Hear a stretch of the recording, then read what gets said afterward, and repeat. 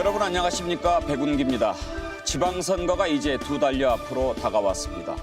오늘 토론회는 제7회 전국 동시지방선거를 앞두고 국민 여러분의 올바른 선택을 돕고 주요 정당의 정책을 살펴보고 검증하기 위해서 마련한 자리입니다. 중앙선거방송 토론위원회는 모두 3차례 토론을 준비했는데요. 오늘은 그 첫 번째로 사회 분야에 관한 토론입니다. 각 당의 입장을 책임 있게 담아서 말씀해 주실 5분 나오셨습니다. 앉아 계신 순서대로 소개해 드리겠습니다. 더불어민주당 박경미 원내 부대표입니다. 네, 안녕하십니까. 민주평화당 김경진 상임선거대책위원장입니다. 안녕하십니까. 정의당 강은미 부대표입니다. 네, 안녕하십니까. 바른미래당 이언주 국회의원입니다. 네, 반갑습니다. 자유한국당 전희경 대변인입니다. 안녕하세요. 오늘 토론은 상호간 정책 검증 방식으로 진행됩니다. 우선 한 토론자가 3분간 정책 발표를 하고요. 정책 발표 내용에 관해서 토론자 간의 1대1 자유토론이 이어지게 됩니다. 이 자유토론에서는 토론자당 각각 2분의 발언 시간을 쓰실 수가 있습니다. 2분 동안 가급적 여러 번 나눠서 질문 답변을 이어가는 방식으로 사용하시면 되겠습니다. 토론에 앞서서 제가 당부사항 2가지만 말씀드리겠습니다. 우선 오늘 토론 주제가 각 정당의 사회 분야 주요 정책입니다. 원활한 토론 진행을 위해서 성평등, 환경, 교육, 문화 등에 관한 정책을 중심으로 토론해 주시기 바랍니다. 사회 분야 외의 발언은 자제해 주시기를 당부드리고요. 그리고 또 한 가지 상대 토론자에 대한 비방은 삼가 주시기 바랍니다. 첫 번째 순서는 더불어민주당 박경미 원내 부대표입니다. 더불어민주당의 사회 분야 주요 정책 3분간 발표해 주시죠. 네, 문재인 정부는 모든 아이는 우리 모두의 아이라는 국정 철학으로 교육 정책을 추진하고 있습니다. 생애 주기별로 말씀드리면 유아에서는 누리과정 예산을 전액 국고로 편성함으로써 국가의 책무성을 높였습니다. 초등학교에서는 혁신학교, 중학교의 자유학년제, 고등학교의 고교학점제를 통해서 학생의 흥미와 적성에 부합하는 맞춤형 교육을 제공하고 있습니다. 대학교에서는 반값 등록금을 확대하고 입학금을 폐지함으로써 교육비 부담을 절감했습니다. 두 번째, 문화 분야입니다. 평창올림픽은 남북 교류의 극적인 전기를 마련한 평화올림픽이자 문화올림픽이었습니다. 개막식과 폐막식에서 다양한 문화 콘텐츠들을 선보였고 대회 기간 동안 1,200여 회에 이르는 다채로운 문화 행사가 펼쳐졌습니다. 국민들의 문화 향유권을 확대하기 위해서 문화 누리카드의 수혜 대상을 확대했습니다. 또한 문화예술인들의 복지를 증진하기 위해서 표준계약서 체결을 확산함으로써 공정한 창작 환경을 조성했습니다. 세 번째, 환경 분야입니다. 미세먼지 발생 요인별로 대책을 강구하겠습니다. 미세먼지 경보가 발령되었을 시에는 석탄 화력발전소의 가동을 중지하고 점진적으로 경유차의 비중을 축소하는 한편 전기차, 수소차와 같은 친환경차의 보급을 확대하겠습니다. 또 중국발 미세먼지에 대응하기 위한 한중 협력을 강화하겠습니다. 더불어 미세먼지 취약 계층에 대한 지원으로 마스크를 무상으로 지급하고 또 학교의 미세먼지 측정기, 공기 정화기의 설치를 확산시키겠습니다. 더불어 실내 체육관도 확충하겠습니다. 마지막으로 성평등 분야입니다. 실질적인 성평등 사회를 구현하기 위해서 문재인 정부는 여성 장관 비율 32%, 정부위원회에서 여성 비율 40%를 달성했습니다. 최근 들불처럼 번지고 있는 미투 운동에 응답하여 위드유로 화답하겠습니다. 더불어민주당에서는 젠더 폭력과 관련해서 피해자 보호주의, 피해자 중심주의에 입각해서 무관용, 불관용의 원칙을 준수하고 있습니다. 성평등은 민주주의의 완성이라고 합니다. 현재 국회에는 133개의 미투 관련 법안이 계류되어 있습니다. 여기 계신 4당과 협조해서 그 공조 하에 미투 법안들을 적극적으로 처리해 나가겠습니다. 네, 그러면 더불어민주당 박경미 의원의 정책 발표 내용을 중심으로 민주평화당 김경진 의원과 1대1 자유 토론으로 이어가겠습니다. 김경진 의원 시작해 주시죠. 예. 맨 처음에 제가 이게 공격을 해야 돼서 영 부담스러운데요. 우선 이제 미투 운동 관련해서 아마 이제 이 자리에 계신 누군가는 질문을 하실 겁니다. 네. 일단 청와대에 계신 탁현민 행정관 있지 않습니까? 대통령께서는 왜 그분을 그렇게 끼고 도신답니까? 그러니까 미투 운동이 이 정도 상황에 이르렀으면 안희정 지사 전격적으로 당에서 제명 조치 취했고 또 정봉주 씨 복당 불허했고 이 정도 상황이라면 사실은 청와대에 있는 탁현민 행정관은 그냥 저희들 예상에는 곧바로 나갈 거라고 생각을 했었는데 탁현민 행정관 안 내보내고 있다. 그다음에 두 번째 민병두 의원님 이제 본인 잘못했다라고 반성하시면서 사퇴의 의사 표시를 피력하셨는데 사실은 민주당 당 내부에서 지금 사퇴 안 된다라고 하는 얘기들이 지금 나오고 있거든요. 그래서 민주당에서 말씀으로는 미투를 얘기하시지만 실은 좀 앞뒤가 많이 다른 것이 아닌가 이제 그 얘기를 하나 좀 지적드리고 싶고요. 두 번째는 미세먼지가 예산이 지금 한 7조 가까이가 배정이 돼 있습니다. 그런데 이 7조를 가지고 도대체 무슨 현실적인 개선 방향이 나오고 있느냐. 이게 정책을 책임지고 있는 정부 여당에서 돈만 그냥 공중에 뿌리고 있는 것이 아니냐. 사실은 그런 우려성이 있고 특히 아까 이제 박병미 의원님 말씀하시는 중에 미세먼지가 심각하면 화력발전소 즉시 세우겠다라고 하는데 미세먼지가 우리의 건강에 결정적인 위협을 주는 것은 사실이지만 사실은 지금 현 정부 들어와서 탈원전 기조에 따라서 원자력발전소 계속 폐쇄하고 셧다운 시켜가는 이런 와중인데 화력발전소 물론 줄이고 정지시켜야겠지만 미세먼지가 있을 때마다 화력발전소를 줄이고 그냥 스톱을 시켜버리기면 산업 현장의 전기 문제는 어떻게 할 것이냐. 그러니까 정책이라고 하는 것이 어쩔 수 없을 때는 희생을 감수하고라도 포괄적인 관점에서 보고 가야 되는데 너무 단방향성의 얘기가 아니냐. 그런 부분을 제가 지적드리고 싶어서요. 일단 두 가지 말씀 제가 드렸습니다. 네. 네, 요즘 그 미세먼지 때문에 국민들의 불편이 아주 큽니다. 사실 정부가 선제적으로 강력한 대책을 동원하지 못한 점에 대해서 정부 여당의 일원으로서 국민들께 송구스럽다는 말씀을 먼저 올립니다. 지금 미세먼지 관련해서 그 석탄 화력 발전소를 세우게 되면은 그리고 또 원전도 탈원전 기조로 가고 있기 때문에 전력 수급이나 이런 것에 있어서 문제가 없겠느냐고 질의를 하셨는데요. 그 해답은 아무래도 재생에너지 보급의 확대에 있다고 생각을 합니다. 그래서 2030년까지 에너지 20%를 목표치로 정해놓고 그 신재생 에너지 부분을 활발하게 개발을 하고 있다는 말씀을 드립니다. 그리고 이 미세먼지는 다부처 간의 사안입니다. 그래서 국무조정실에서 관할을 하고 있는데 이것이 환경부뿐 아니라 외교 문제에 있어서는 외교부, 또 산자부, 국토교통부, 또 과기정통부 등등 다부처 간의 협조가 필요한 사안이기 때문에 국무조정실 산하에서 이 종합적인 대책을 세우고 그것을 이제 점진적으로 추진해 나갈 거게 되는데 여기까지만 일단 말씀을 드리겠습니다. 네. 다음은 정의당 강은미 부대표의 1대1 토론 하실 텐데요. 앞서 말씀드렸듯이 2분 쓰실 수가 있는데 네. 가급적 질문을 나눠서 하시는 게 더 좋을 것 같습니다. 시작해 주시죠. 네.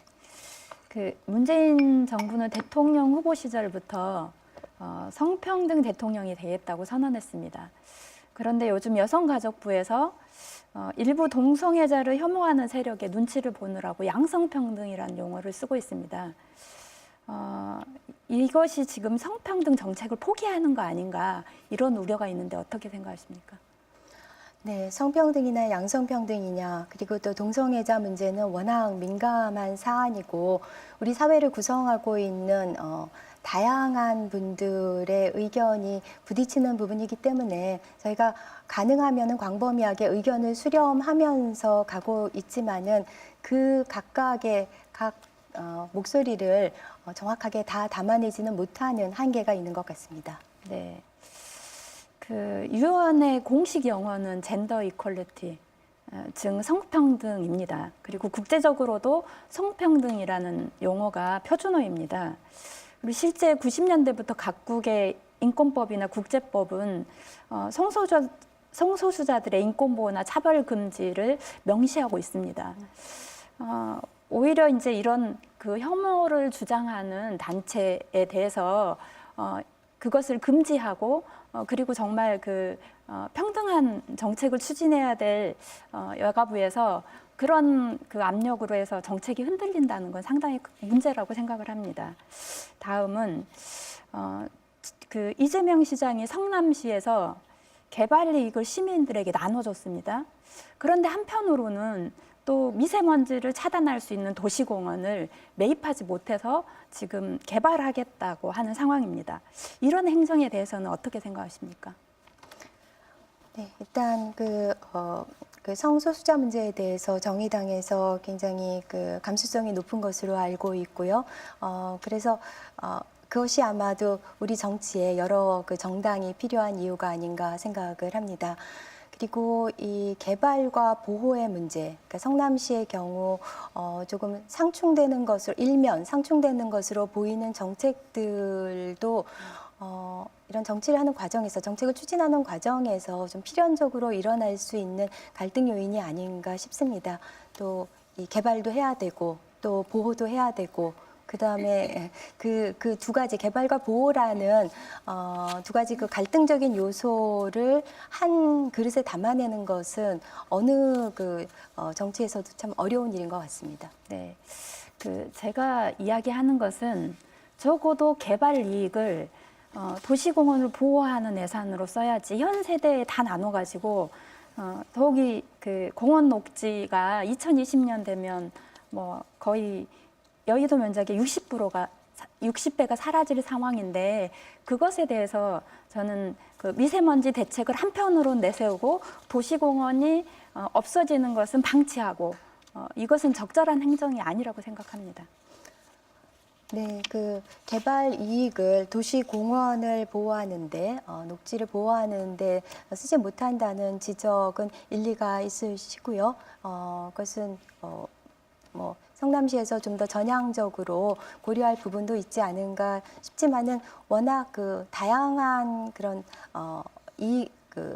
목소리를 담아내야 된다는 그런 과정에서 나타나는 것으로 이해해 주시면 좋겠습니다. 됐습니까?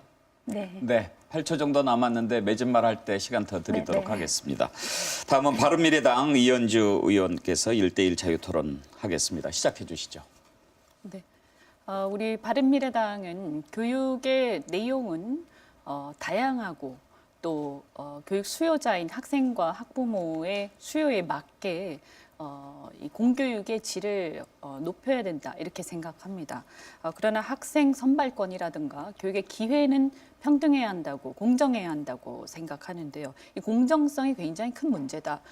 지난 박근혜 대통령 탄핵 전후에 정유라 사태가 탄핵에 큰 영향을 미쳤다고 생각하는데 제2, 제3의 정유라를 양산해서는 안 된다. 그렇게 본다면 지금 수시 전형이 2,000여 개에 이르고요. 이 전형을 어느 정도는 좀 이렇게 이해를 해야 학교에 대학 입시에서 수시에서 합격을 할 가능성이 높아집니다. 그래서 이 컨설팅 뭐 한 번 받는데 50만 원 정도나 된다는 물론 다 그런 건 아니겠습니다만 비싸면 50만 원 정도나 된다는 이 컨설팅을 받기 위해서 많은 사람들이 여기 매달린다고 하는데 이게 이렇게 되면 부의 정도에 따라서 교육의 기회가 달라지는 굉장히 불공정한 결과가 나옵니다. 그런데 이 문재인 대통령은 지난 대선 때도 수시를 확대하고 정시를 축소하겠다 이렇게 얘기를 했고 지금 역시 민주당의 당론도 그러한 걸로 알고 있습니다. 그럼 이것은 교육에 공정한 기회를 부여하겠다라는 것에 반하는 게 아닌가 이렇게 생각하는데 어떻게 생각하십니까? 네, 수시 중에서 학생부 종합전형 학종이 특히 그 공정성에 있어서 큰 그런 비판을 받고 있고 금수저 전형이다라는 그런 비판에 노출되어 있는 건 잘 알고 있습니다. 그렇지만은 현재 더불어민주당에서는 그리고 교육부에서는 수시 전형을 개선하기 위한 여러 가지 제도적인 보완 장치를 두고 있습니다. 학생부에 기재되는 그런 요소들을 단순화하고 예컨대 이제 교외 시상은 반영이 되지 않고 교내 시상이나 자율 동아리나 소논문 같은 것들도 이제 지금 논의 중인데 그런 좀 외부의 어떤 영향력이 들어올 수 있는 부분에 대해서는 좀 제거를 함으로써 그 학생부의 공정성, 투명성을 높여가려는 그래서 이 제도를 보완하려는 노력을 하고 있습니다. 그런데 사실 정시를 또 비중을 더 늘리겠다 이런 생각은 하지 않습니까? 그러면 네, 수능은 정말로 공정한 시험이죠. 신뢰가 높고 그래서 수능을 기반으로 하는 정시에 대한 국민들의 신뢰도가 굉장히 높다는 것을 잘 알고 있습니다. 그래서 학종을 축소하고 정시 비중을 확대해달라는 국민들의 목소리도 익히 듣고 있습니다.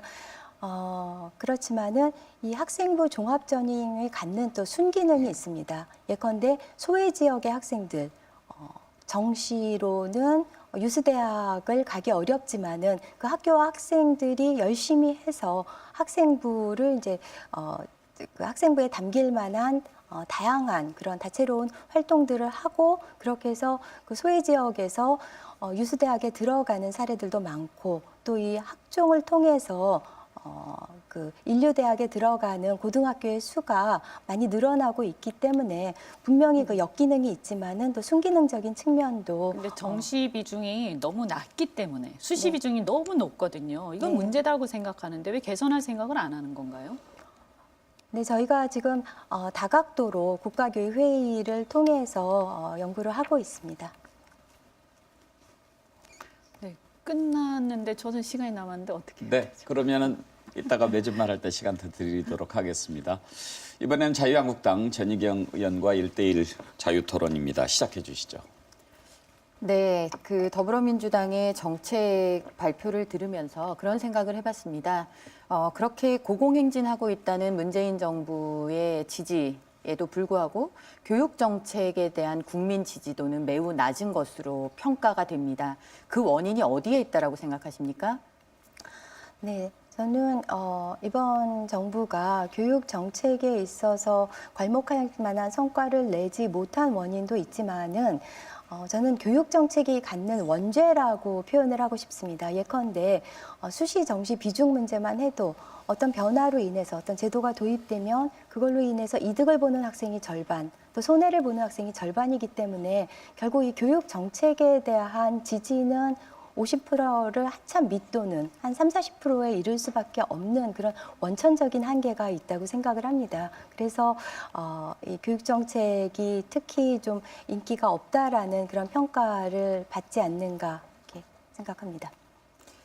네, 지금 보면 1년여가 지났는데 교육 정책이 수능 개편안도 발표했다가 1년 유예가 됐고 그리고 유치원과 초등학교 1, 2학년 방과 후 영어 수업의 문제도 발표가 됐다가 학부모들의 반발로 인해서 또 이것도 1년 유예를 해서 보겠다. 이렇게 오락가락하는 교육 정책을 가지고는 절대로 국민들의 신뢰를 얻을 수 없다라고 생각을 합니다.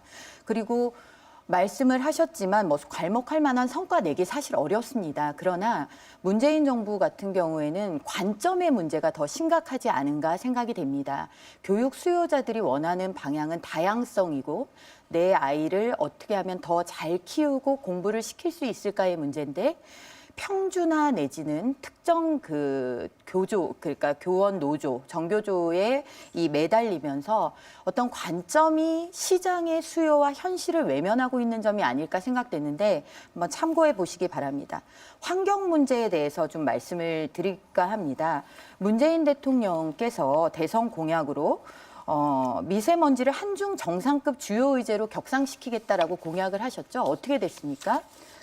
네, 그렇지 않아도 어저께 그 중국 시진핑 주석의 특사로 온 양제츠 정치국 위원이 그 청와대 국가안보실장 정용 실장과 만난 자리에서 이런 논의가 있었습니다. 중국발 미세먼지 대책을 논의를 해서요.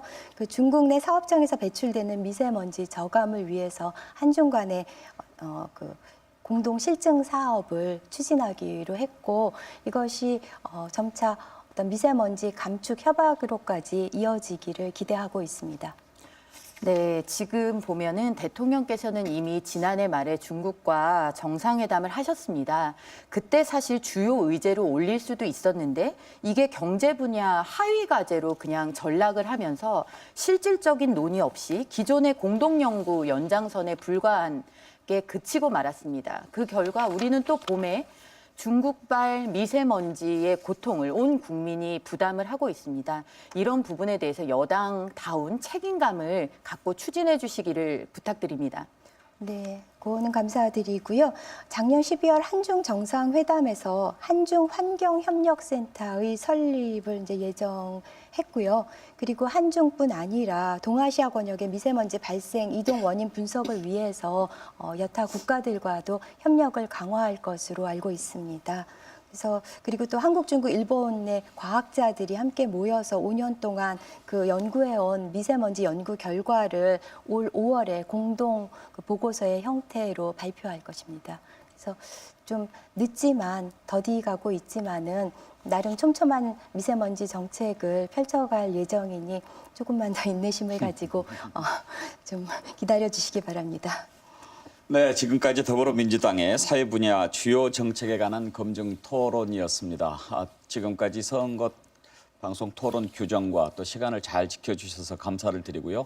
몇 초 남았는데요. 제가 맺은말 시간에 더 드리기로 했는데 그렇게 되면 아마 맺은말이 좀 길어질 것 같습니다.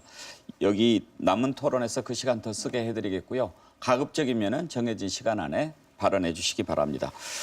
두 번째 순서는 민주평화당 김경진 상임선거대책위원장입니다. 방식은 전과 같습니다.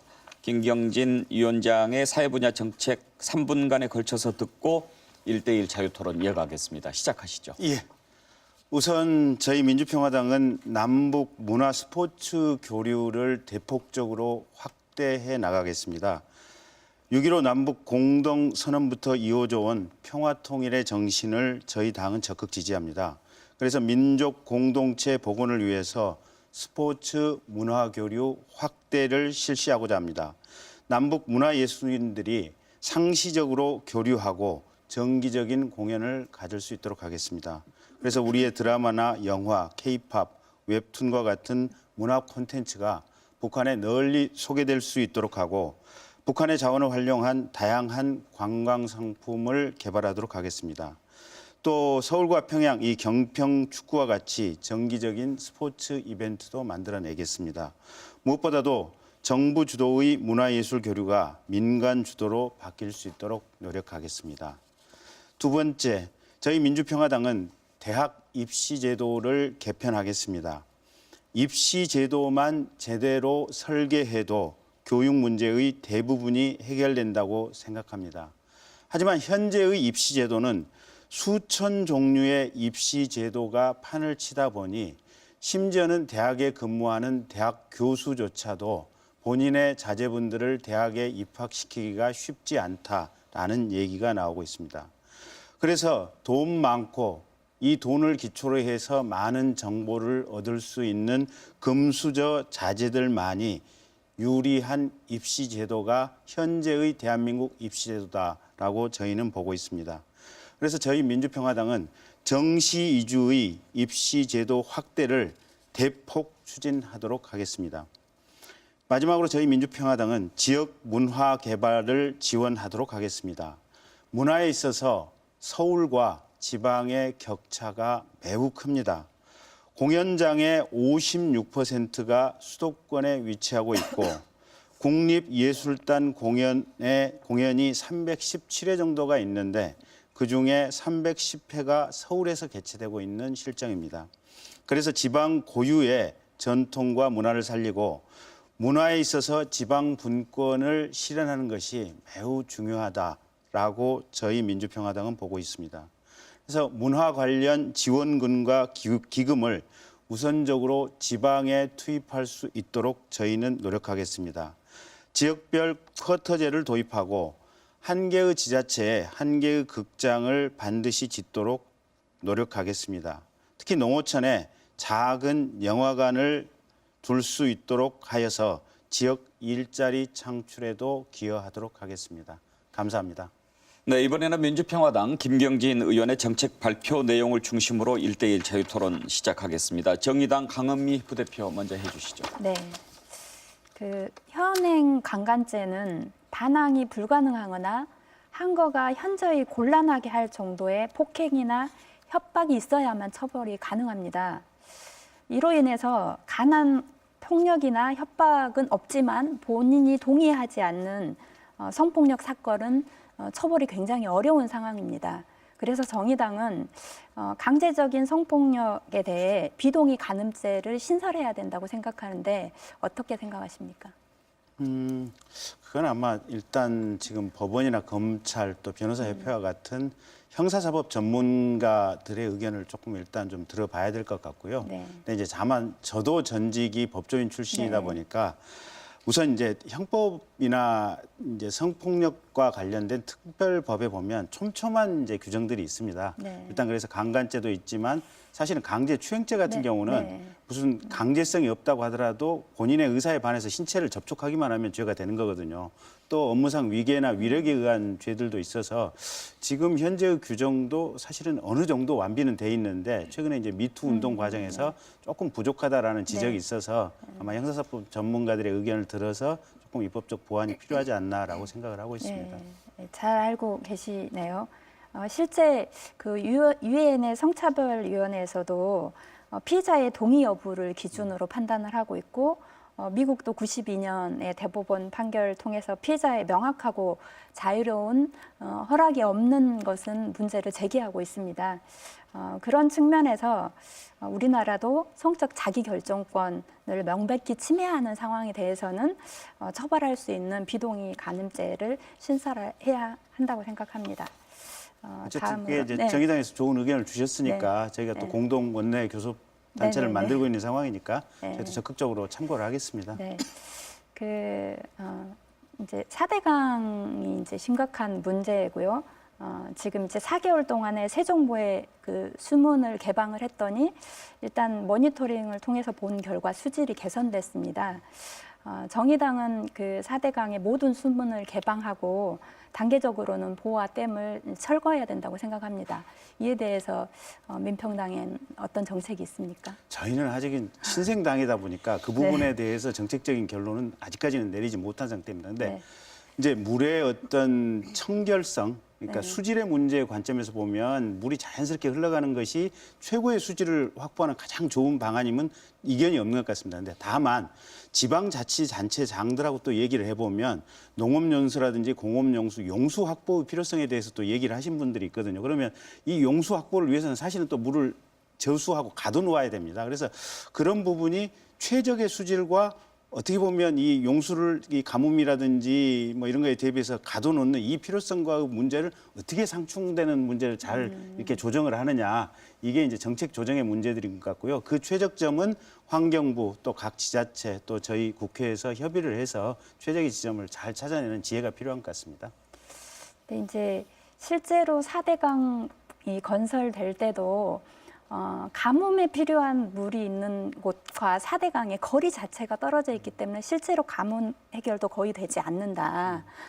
그리고 오히려 이제 그렇게 물을 가다 놓음으로 해서 실제로 이제 뭐 그 영산강을 비롯한 4대강들이 지금 너무 많이 썩어가고 있는 상태인 건 잘 아실 거고 그런 면에서 이제 재자연화를 조속히 추진해야 된다고 생각합니다. 네. 더 훼손되기 전에.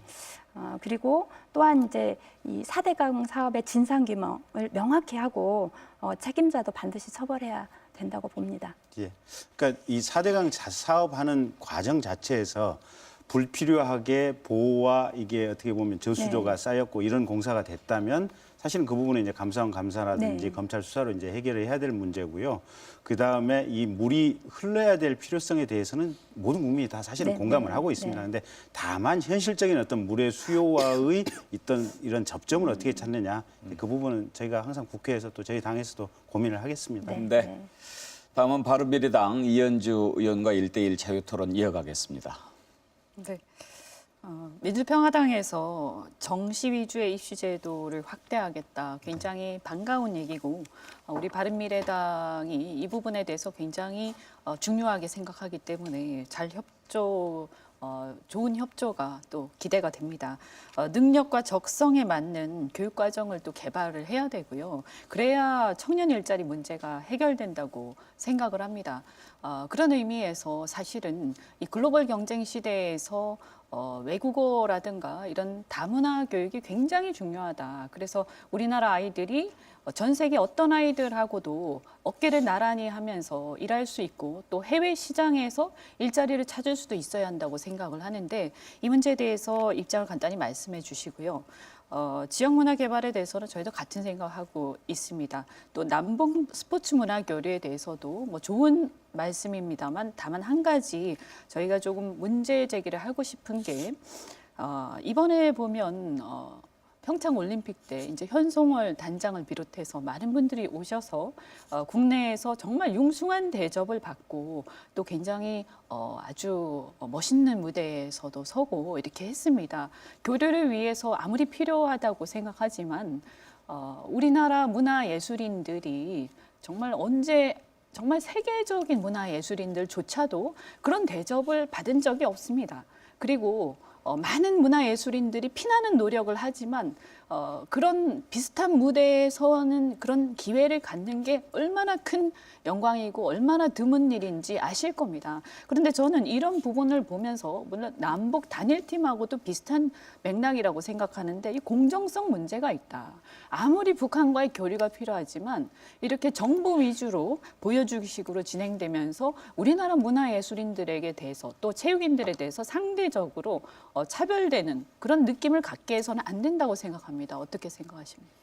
예, 우선 이제 세 가지 키워드를 말씀해 주셨는데요. 이제 정시 위주 입시 제도 이제 같이 하겠다. 그다음에 청년 일자리를 위해서 외국어 공부 필요하다. 그다음에 세 번째는 이제 남북 이 문화 협력에 있어서 공정성 문제 조금 더 중요한 것이 아니냐 이제 이렇게 얘기해 주셨는데요. 이제 어쨌든 이 정시 위주 입시 제도 문제에 있어서는 아마 저희와 바른미래당이 또 비슷한 어떤 지향점을 가지고 있으니까 국회에서 입법화 또 예산 네. 협의 과정에서 같이 이제 공조를 해 주셨으면 좋겠고요. 어쨌든 저희만 해도 사실은 학력고사를 통해서 굉장히 공정하게 선발됐다고 생각을 하고 있는데 지금 이 시대의 학생들은 도대체 어떤 과정으로 대학교를 들어가는지 아무도 모르는 상황 아니겠습니까? 제 집사람이 대학 교수인데 아들 대학 입시 때 자소서를 쓰는데 집사람이 머리에 쥐가 난다고 얘기를 하더라고요. 그러니까 그 정도로 이게 심각하고 그래서 물어봤더니 이 입시 학원에 가서 자소서 전문적으로 수정해 주는 학원들이 있는데 한 번 해줄 때마다 뭐 100만 원, 200만 원씩을 아마 주고 한다는 것 같더라고요. 이게 지금 대한민국의 현실이거든요, 보면. 그래서 이런 어떤 불공정한 이 흐름을 어떻게 잡아낼 것이냐. 아무리 개인의 역량에 따라서 대학 진학 제도를 마련한다고 그러지만 이건 아닌 것 같다라고 하는 것이 저희가 제기하는 근본적인 문제의 원천이고 그래서 저희는 최소한 이 부분에 있어서는 바른미래당과 적극적인 어떤 정책 공조를 하겠습니다. 그다음에 청년들이 해외 일자리를 찾기 위해서 글로벌 능력에 필요한 교육을 강화해야 된다. 당연히 동의합니다. 네, 그래서 뭐 영어, 중국어, 요새 외국어 2개, 3개씩 해야 되고요. 이제 그 외에 필요한 교육적 노력을 해야 된다는 거 당연히 동의하고요. 그다음에 이제 남북 협력의 공정성 문제. 근데 공정해야 되는데 문제는 이겁니다. 지금 현재의 상황은 남북 간의 긴장 관계가 워낙 엄중하다 보니까 다소의 공정성 문제가 희생된다고 할지라도 어떻게 보면은 이 우선순위가 조금은 좀 첫 번째로 올라갔을 수도 있다. 근데 남북 관계가 정상화가 되면은 그때부터는 공정성이라고 하는 가장 기본 가치가 중시하게 될 것이다라고 생각합니다. 네, 이번에는 자유한국당 전희경 의원과 1대1 자유토론입니다. 전희경 의원 시작해 주시죠. 네, 말씀 잘 들었습니다. 현행의 이 불투명한 학종 그리고 스펙 쌓기 위해서 사교육비를 쏟아 부어야 되는 학종에 대한 우려에 대해서 깊이 공감합니다. 저는 기본적으로 이게 대학 입시라는 것이 각 학교가 자신들이 원하는 인재를 뽑을 수 있는 자율성을 보장해주면 획일화에 따른 자연적, 필연적인 서열화를 막을 수 있다라고 생각을 합니다. 그런데 그것이 지금 단계적으로 좀 요원하다면 우선은 정시 위주로 해서 학생들이 공정성에 대해서 학부모들이 또 공정성에 대해 신뢰할 수 있는 것이 가장 좋은 현재 상태의 대책이다 이렇게 생각을 합니다. 그래서 민주평화당에서 이런 부분에 대해서 깊이 또 공감을 갖고 계시니까 앞으로 국회에서도 이 문제를 심도 깊게 논의해 볼 수 있을 것이다라고 생각을 합니다. 덧붙여서 저는 하나 여쭤보고 싶습니다. 지금 방과 후 영어 수업이 금지가 되어 있는 상태입니다. 초등 1, 2학년. 그래서 이거를 해소할 수 있는 법안이 제출되어 있음에도 불구하고 아직 답보 상태인데 이 문제에 대해서 민주평화당에서 좀 협력을 해서 학부모들의 요청이 현실화될 수 있도록 해 주실 의향이 있으신지 여쭙고 싶습니다. 예, 방과 후 영어 수업이 금지돼 있다라고 하는 것은 일단 저희 당의 당론으로서 정한 바는 없습니다. 그런데 이 자리에서 헌법기관인 저 국회의원 김경진 개인의 입장에서 그냥 답변을 드리겠습니다. 저는 문재인 정부, 지금 네? 정부가 그러니까 네. 어쨌든 저 개인 국회의원의 입장에서 답변을 드리면 저는 이거 금지돼 있는 거 잘못이라고 생각합니다. 그래서 만약에 자유한국당에서 그런 법안을 발의하신다면 저 최소한 개인으로서는 거기에 협력을 하겠다.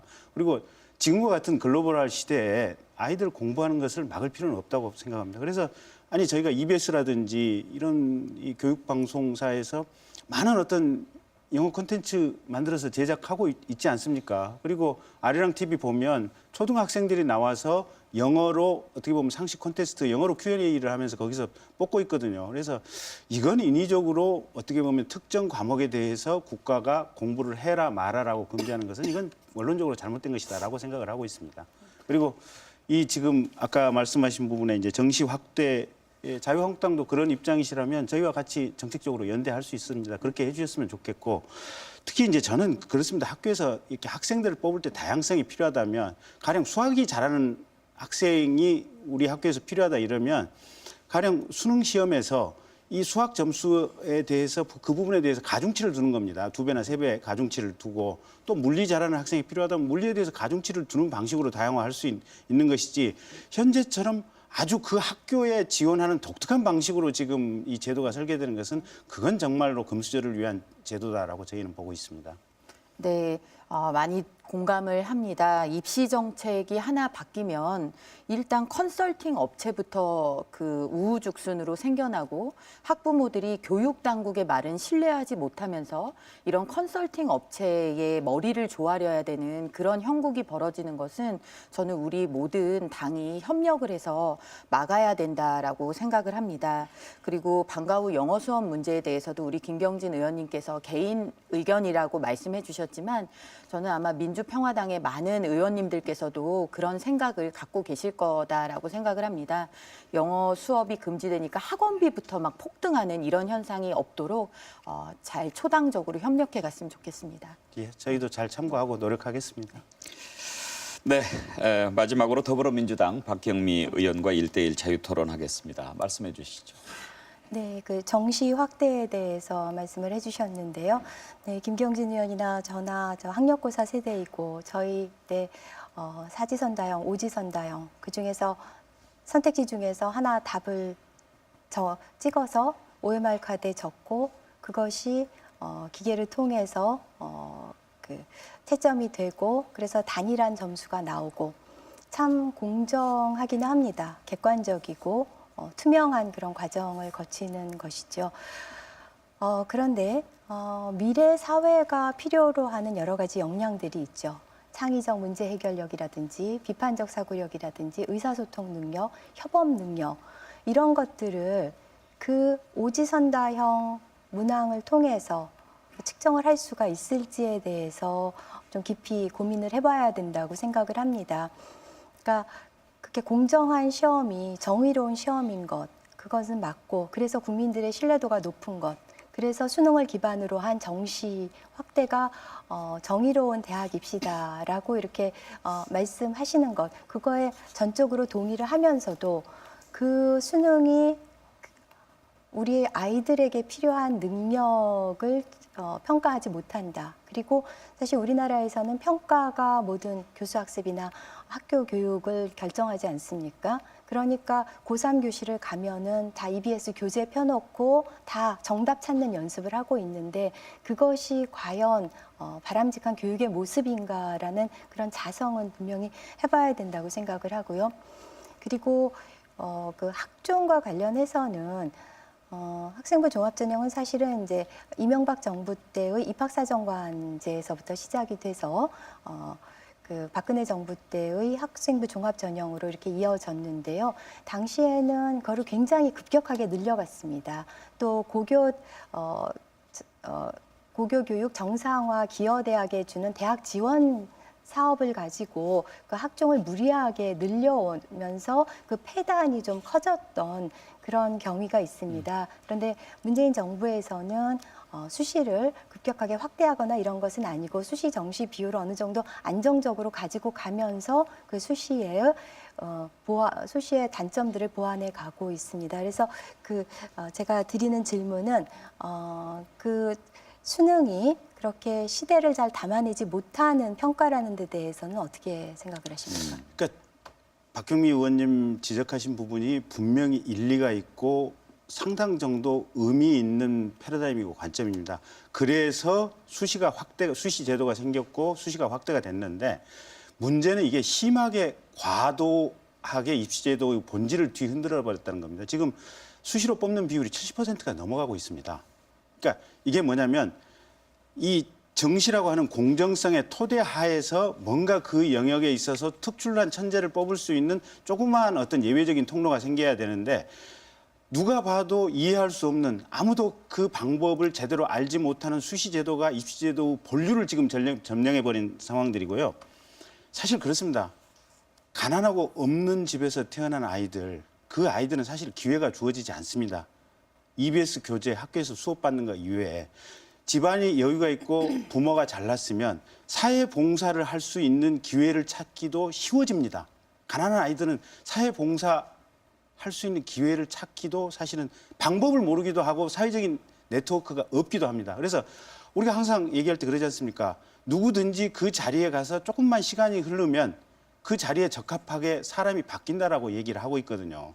그래서 이게 가난하고 없는 아이일수록 사실은 수시하고 맞지 않습니다. 그런데 딱 기회가 주어져서 그 자리에서 공부를 할 수 있게 되면 본래의 역량이 나오는 겁니다. 그러다 보니까 이게 지금 닭이 먼저냐 달걀이 먼저냐 이런 논쟁이 있을 수는 있겠지만 최소한 지금처럼 수시가 마치 대한민국의 입시의 7, 80%를 좌우하는 이거는 국가의 정의가 근본적으로 깨졌다. 그래서 박경희 의원님께서 말씀하시는 그런 철학적 기반에 따른 우리가 생각을 해야 되고 그런 인재를 선발해야 될 필요성은 있지만 그 미명하에 공정성이 완벽하게 파괴된 이 정도의 입시 제도는 근본적으로 잘못된 것이다라는 것이 저와 저희 당의 인식입니다. 네, 지금까지 민주평화당의 사회 분야 주요 정책에 관한 검증 토론이었습니다.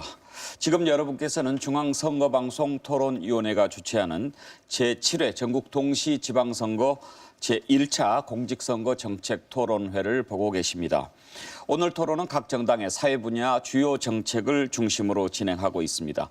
이제 세 번째 정책 검증 순서인데요. 정의당입니다. 먼저 정의당 강은미 부대표의 사회 분야 주요 정책 발표 듣겠습니다. 시간은 3분입니다. 네. 한국의 성평등 현주소는 성격차지수 118위, 정치-경제 분야의 여성 경제 참여 및 기회 순위가 121위, 정치적 권한이 90위로 남성과의 격차를 여실히 보여줍니다. 노동시장의 성별 불평등은 물론 일상에서의 성폭력이 비일비재합니다. 법조계, 문화계 등의 미투 운동은 여성에게 어디에도 안전하지 않다는 것을 보여주고 있습니다.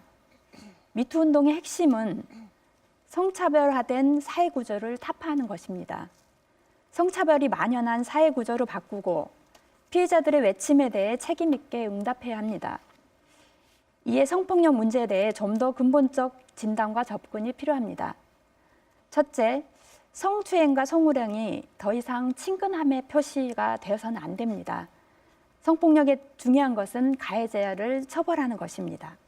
둘째, 성폭력 처벌 강화를 위해 형법의 강간, 강제추행 등 양형 상향과 공소시효 확대 등이 필요합니다. 그러나 무엇보다 중요한 것은 현재 강요와 협박, 물리력이 동반된 때에만 강간으로 인정되고 있는데 피해자의 동의에 의하지 않는 강간도 처벌해야 합니다. 셋째, 직장 내 조직 내 대응이 철저해야 합니다. 2차 가해 행위 및 성희롱 은폐 규제를 강화하고 징벌적 손해배상 도입, 과태료 수준 향상과 2차 피해 방지 및 피해자 보호 조치 등이 필요합니다. 성폭력은 우리 사회에서 시급히 없어져야 할 문제입니다. 성폭력을 뿌리 뽑기 위해 성평등 의식 변화는 물론 일상에서의 실천과 제도 정비가 필요합니다. 정의당은 일상에서 일터에서 성차별을 바로잡기 위해서 노력하겠습니다. 미세먼지 문제가 심각합니다. 차량 이부제 실시 등 임시적인 조치로는 이 문제를 해결하기 어렵습니다.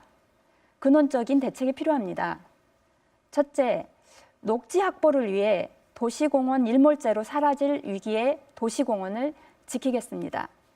둘째, 미세먼지를 많이 배출하는 공장에 대해 배출 총량제를 실시 확대하고 지속적으로 위반하는 경우 공장 가동 중단 등의 조치가 필요합니다. 셋째, 혼잡 통행료 확대 시행 및 자동차 친환경 등급제를 도입하여 차량에서의 발생량도 저감해야 합니다. 넷째, 친환경 발전을 확대하고 신규 화력발전소 건설을 전면 중단해야 합니다. 시급한 조치로는 건강 취약계층에게 미세먼지 마스크를 지원하는 것 등도 함께 하겠습니다. 네, 정의당의 사회 분야 주요 정책을 들었는데요. 이번에는 바른미래당 이현주 의원께서 1대1 자유토론 시작해 주시겠습니까? 네. 녹지 확보가 굉장히 중요하다 이렇게 말씀하셨고 저도 동의합니다. 그런데 우리의 이 현실을 보면 지금 정부가 태양광 발전 인센티브를 이렇게 확대를 하면서 우리가 이렇게 시골을 가다 보면 굉장히 많은 그 농토라든가 많은 산들이 무분별하게 지금 태양광 그 판넬로 덮여 있습니다. 이것은 문제가 심각하다라고 생각하고요. 거기에 대해서 어떻게 생각하시는지 말씀해 주시고요.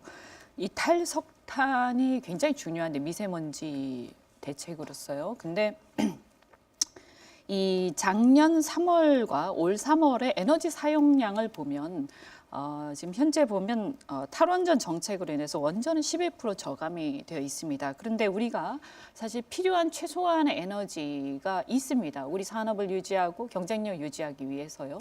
그러다 보니까 이 전기료를 많이 올리지 않고 유지하기 위해서 이렇게 막 이런저런 걸 하다 보니까 LNG는 또 증가하고 LNG는 그렇다 치더라도 또 석탄의 에너지 사용량이 거의 동일합니다. 저는 이것도 역시 아주 그 주객이 전도된 거 아닌가. 그래서 우리가 이런 이율배반적 정책을 해서는 안 된다.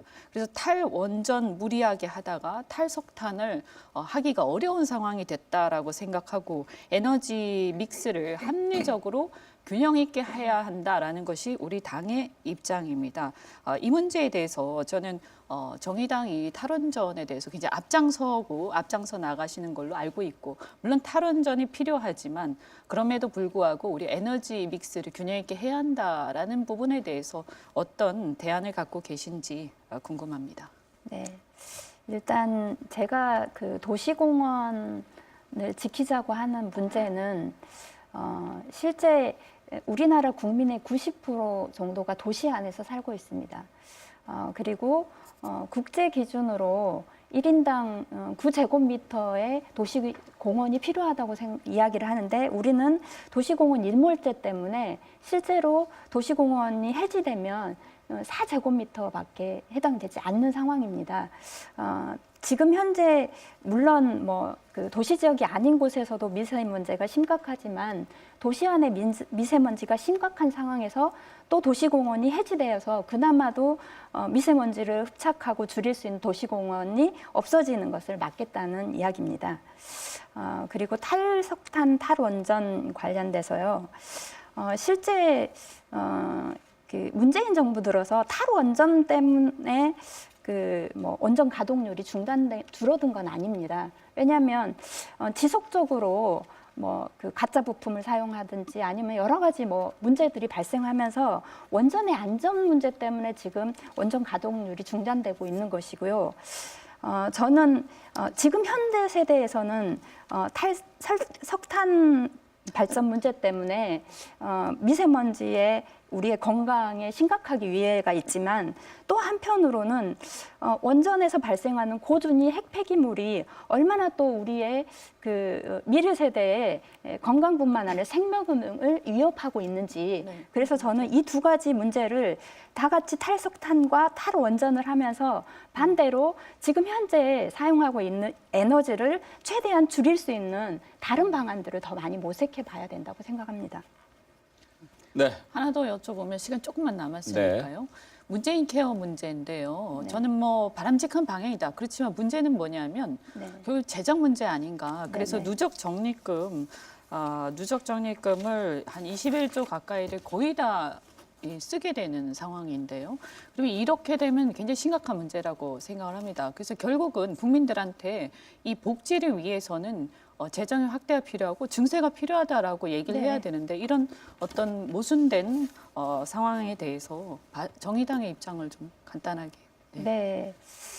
정의당은 지속적으로 무상의료 확대해야 된다는 의견을 이야기를 했고요.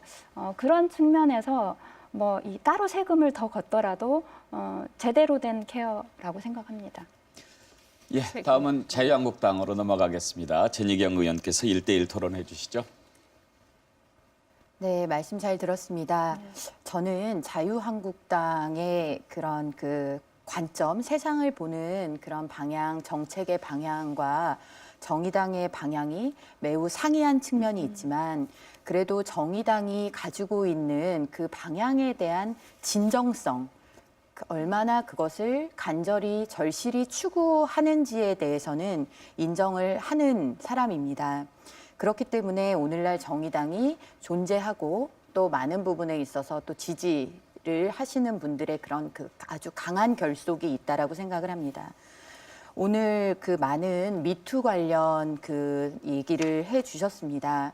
그런데 저는 정의당이야말로 지금 현재 그 청와대의 탁현민 행정관도 정리하지 못하고 초대 여성부 장관이 청문회에서도 약속을 했고 그리고 해임 건의까지 하는데도 불구하고 그것이 현재 이 정부에서 이 청와대에서 묵인되고 있다라는 그런 현실에 대해서 저는 그 어느 정당보다도 정의당에서 더 적극적으로 목소리를 내주시고 그렇게 해야 될 필요성이 있다고 생각합니다. 저는 지금도 그런 측면에서 같이 우리가 목소리를 높여야 한다라고 생각을 합니다. 이 점에 대해서 어떻게 생각하시는지 듣고 싶습니다.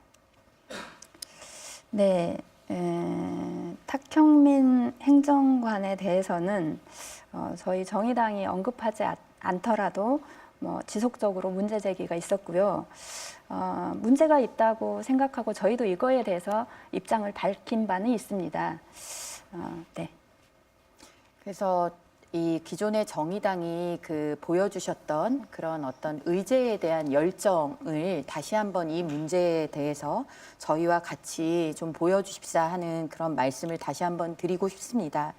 또 하나는 환경에 대해서 그 지금 민감성이 점점 높아지고 환경 문제가 사실 우리 사회에 굉장히 중요한 의제가 되었습니다. 그러나 이 환경과 또 산업의 측면에서의 균형이라는 게 꼭 필요한데요. 이런 부분에 있어서 정의당은 그런 산업적 측면에 대한 고려를 어느 정도까지 좀 보고 계시는지 궁금합니다. 네, 저는 그 우리나라가 너무 기업 측면에서만 그 행정을 실시함으로 인해서 실제로 산업은 굉장히 많은 혜택을 보고 있다고 생각합니다. 실제로 전기 요금에서도 다른 나라에 비해서 산업 전력이 굉장히 많이 쓰는데 굉장히 저렴한 편입니다. 그리고 또한 그 산업 전력 안에 실제 전기로 쓰지 않고 다른 뭐 그 에너지로 사용 가능한 것도 전기가 너무 싸기 때문에 실은 전기 에너지를 뭐 열 에너지나 다른 방식으로 또 사용을 하고 있습니다. 저는 그런 측면에서 오히려 지금 현재 너무 그 산업 쪽에 여러 가지 규제를 완화해주고 또 굉장히 저렴한 가격으로 전기를 쓰게 하거나 이런 부분 관련해서는 저는 좀 더 규제하고 그리고 에너지를 줄일 수 있게끔 유도해야 된다고 생각합니다. 그렇습니까? 시간이 다 됐습니다. 네. 시간이. 예. 이번엔 더불어민주당 박경미 의원과 정의당 강은미 부대표 간의 1대1 자유토론입니다. 시작해 주시죠. 네, 정의당은 아까 모두 발언에서 4대강에 대한 신랄한 비판도 하셨듯이 환경에 대한 감수성이 매우 높은 정당입니다. 현재 정부 조직법 중에서 마지막 퍼즐이 아직 맞춰지지 않고 있는데요. 바로 물관리 일원화입니다. 이 물관리 일원화라는 것은 수량과 수질, 재해와 같은 그런 물관리 기능과 조직을 환경부로 통합하는 것을 이제 말하는데요.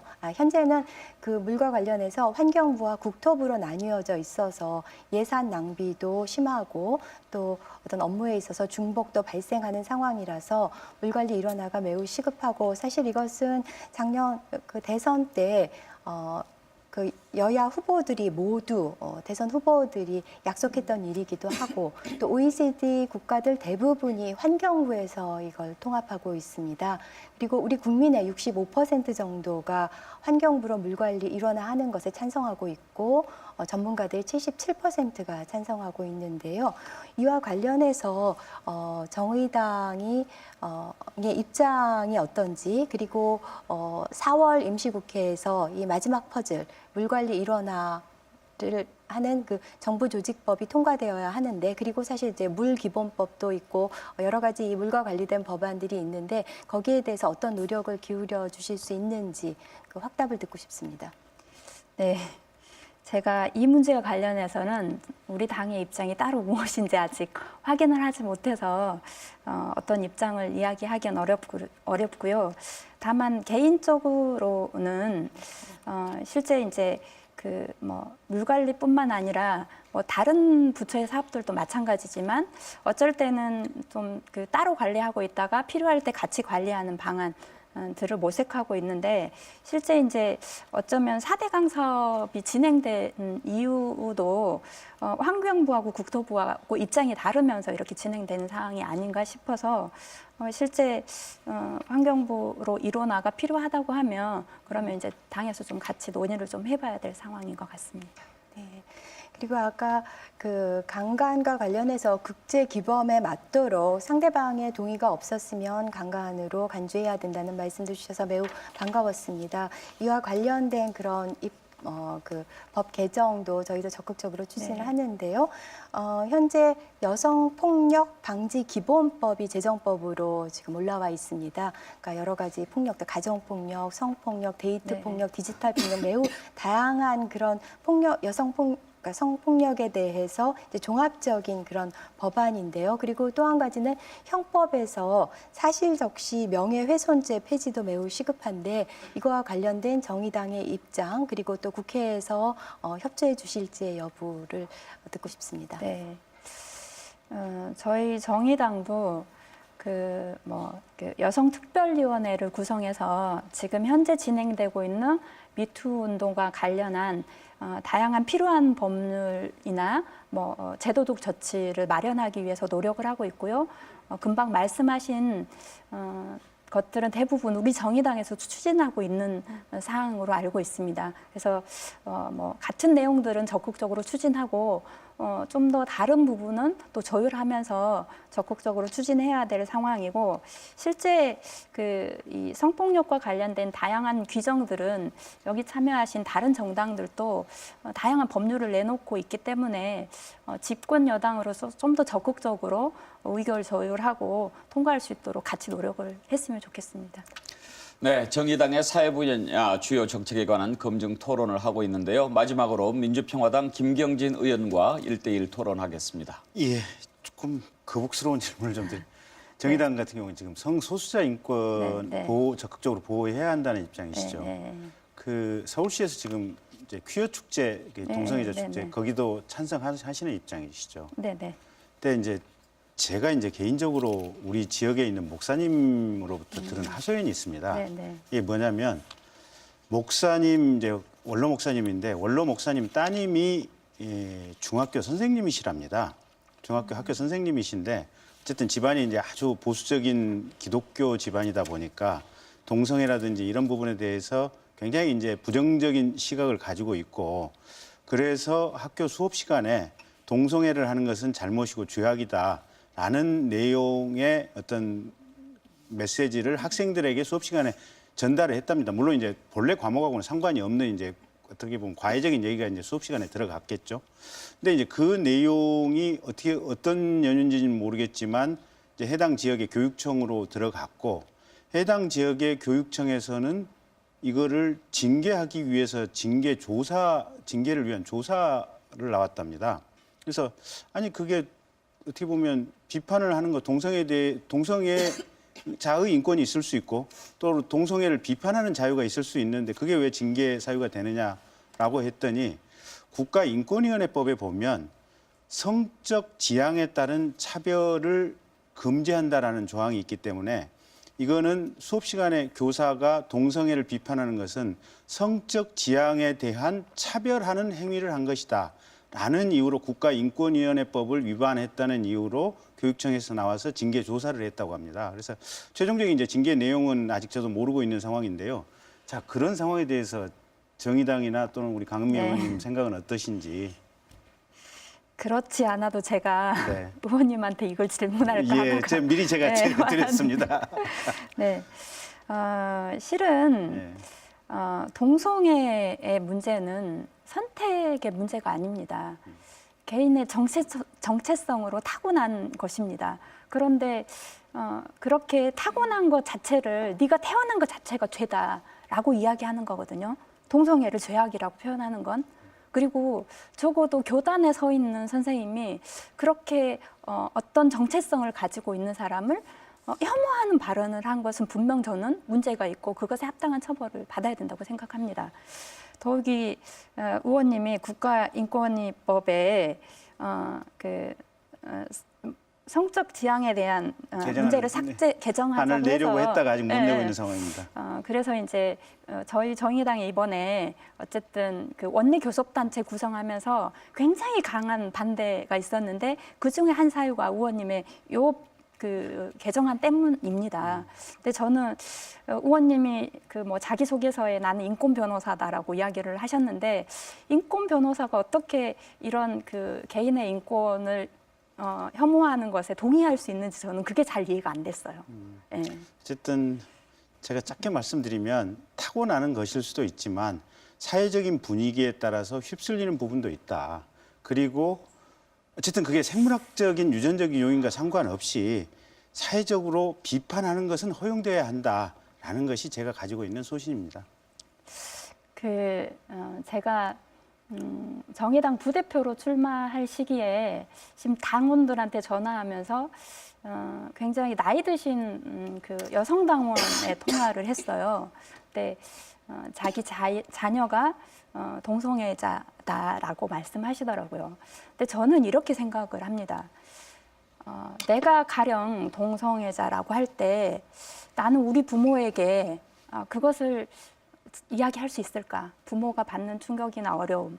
근데 실제 그것이 선택할 수 있는 거라고 하면 다른 선택을 하겠지만 선택할 수 있는 것이 아니기 때문에 실은 그것을 사회적 편견이나 혐오를 오롯이 감당하면서도 그 자기의 본 모습대로 살기 위한 어떤 것이라고 생각합니다. 네, 지금까지 정의당의 사회 분야 정책에 관한 검증 토론했는데요. 이제 바른미래당의 정책을 검증하겠습니다. 바른미래당 이현주 의원의 사회 분야 주요 정책 듣겠습니다. 네. 연일 재난 수준의 미세먼지가 국민의 생명과 건강을 위협하고 있습니다. 저도 미세먼지에 좀 민감해서 기침을 지금 좀 하고 있는데 죄송합니다. 미세먼지를 국가적 재난으로 규정을 해야 하고요. 무엇보다도 주요 발생 원인인 중국발 미세먼지에 대해서 중국에 강력하게 문제 제기를 하고 즉각적인 어떤 해결책을 모색을 해야 됩니다. 근데 정부는 중국과의 협력을 하겠다 뭐 이렇게는 얘기하고 있지만 너무나 미미하고 지금 국민들이 겪고 있는 이 고통을 보면 이렇게 얘기할 수는 없다고 생각하고 굉장히 무책임하다 이렇게 생각합니다. 지금 이 그림을 보시면 우리나라 주변에 바로 중국에서 이 빨간 이 미세먼지, 초미세먼지의 덩어리를 볼 수가 있는데 이걸 보고도 과연 중국 가서 이렇게 이걸 하위 순위 정도로 의제로 삼아서 얘기하고 그냥 오시는가 정말 화가 날 지경이고요. 당장 이렇게 중국에 요구를 해서 어떤 미세먼지 저감 협약 이런 걸 하던가 이것은 외교 문제, 외교 어떤 분쟁으로까지 비화될 수 있는 문제라고 저는 생각합니다. 그리고 우리나라에 지금 탈원전 집중한 나머지 탈석탄이 제대로 안 되고 있는데 석탄 발전소 비롯해서 주요 사업장에 초미세먼지 제거 장치와 측정기를 설치하도록 하고 4차 산업 기술을 활용해서 동네 미세먼지 예보 그리고 공공시설과 학교에 자동 정화 시스템을 설치하도록 하겠습니다. 그리고 교육이 무엇보다도 중요하다고 생각하는데 이 청년 일자리 문제가 교육개혁하고 맞닿아 있다고 생각을 합니다. 지금의 획일화되고 동질화된 교육을 개혁하지 않으면 청년 일자리 문제는 해결되지 않습니다. 청년 일자리 문제의 본질 중에 하나가 일자리 미스매칭이기 때문입니다. 그래서 이 교육을 공급자가 아닌 수요자, 즉 학생과 학부모의 다양한 수요에 맞게 다양한 그리고 질 높은 공교육을 제공할 필요가 있다. 그래서 그들의 어떤 적성과 능력에 맞는 다양한 교육 프로그램을 마련할 필요가 있고 지금처럼 무조건 평준화만을 강조해서는 이것은 시대에 뒤떨어지고 우리 아이들이 나중에는 굉장히 어려워진다고 생각을 합니다. 또한 마이스터고를 비롯해서 직업 교육을 제대로 할 필요가 있다고 생각합니다. 그런데 문재인 정부는 올해 직업교육 활성화 관련된 예산은 오히려 삭감했습니다. 그래서 이것은 정말로 잘못 가고 있는 거라고 생각을 하고요. 저희는 그런 의미에서 같은 맥락에서 초등학교 저학년 유치원 영어교육 금지에 절대적으로 반대하고 또 아까 말씀드린 것처럼 정시 위주의 수능 이런 학생 선발권은 공정하게 진행하자 이렇게 생각을 합니다. 또한 이 문화예술의 발전을 위해서도 지금 블랙리스트 얘기가 있었습니다만 이 정부는 과연 그러면 대놓고 하는 블랙리스트가 없는가 하는 부분에 대해서 문제 제기를 저희는 강력하게 하고 있고 문화예술계 발전을 위해서 문화예술계의 공정거래 질서를 확립하고 종사자들의 근로환경 개선, 사회 안전망 마련을 위한 정책들을 다양하게 마련하겠습니다. 네, 바른미래당 정책 들었습니다. 이번에는 자유한국당 전희경 의원께서 1대1 자유토론 시작해 주시겠습니다. 네, 지금 그 바른미래당에서 발표해 주신 이 사회 분야의 그 정책들은 저희 자유한국당이 그 추진하고 있는 방향과 매우 유사하기 때문에 아마 힘을 합쳐서 이런 문제에 대처해 나갈 수 있는 여지가 많을 거라고 생각합니다. 오늘 보니까 그 청와대가 그 민심의 바로미터라고 스스로 생각한다는 그 청와대 국민청원 거기서 말씀해 주신 그 미세먼지 원인 제공자인 중국에 대한 항의 요청의 건이 드디어 20만을 넘어서서 이 정부가 답변을 해야 되는 그런 상황이라고 생각을 합니다. 말씀하셨듯이 그 이제는 외교가 환경이고 환경이 외교의 이 아주 그 척도가 될 만큼 이 문제가 중요한 그런 문제라고 생각을 하는데 이게 지금 이제 중국과 뭐 여러 안보 문제나 이런 것들에 대해서 이 정부가 그 엮여 있고 그러다 보니까 지난번 그 중국 정상회담에서 보여진 뭐 혼밥 외교다, 또 기자 폭행 사건에 대한 정부의 항의 미숙이다, 이런 것들을 봤을 때 과연 중국 입장에서도 이 포기하기 힘든 이 미세먼지 그 저감책, 이런 것들을 우리 정부가 힘있게 좀 밀어붙일 수 있을 것인가에 대한 그런 좀 회의감이 들기도 합니다. 그래서 저는 이런 것들을 해결하기 위해서는 굳이 정부만을 이제 바라볼 것이 아니라 정당 차원의 외교, 또 정당과 시민사회가 이 중국과 이 대화하고 또 중국의 그 각성을 불러일으킬 수 있는 어떤 전방위적인 노력이 필요한 시점이다라고 생각을 하는데요.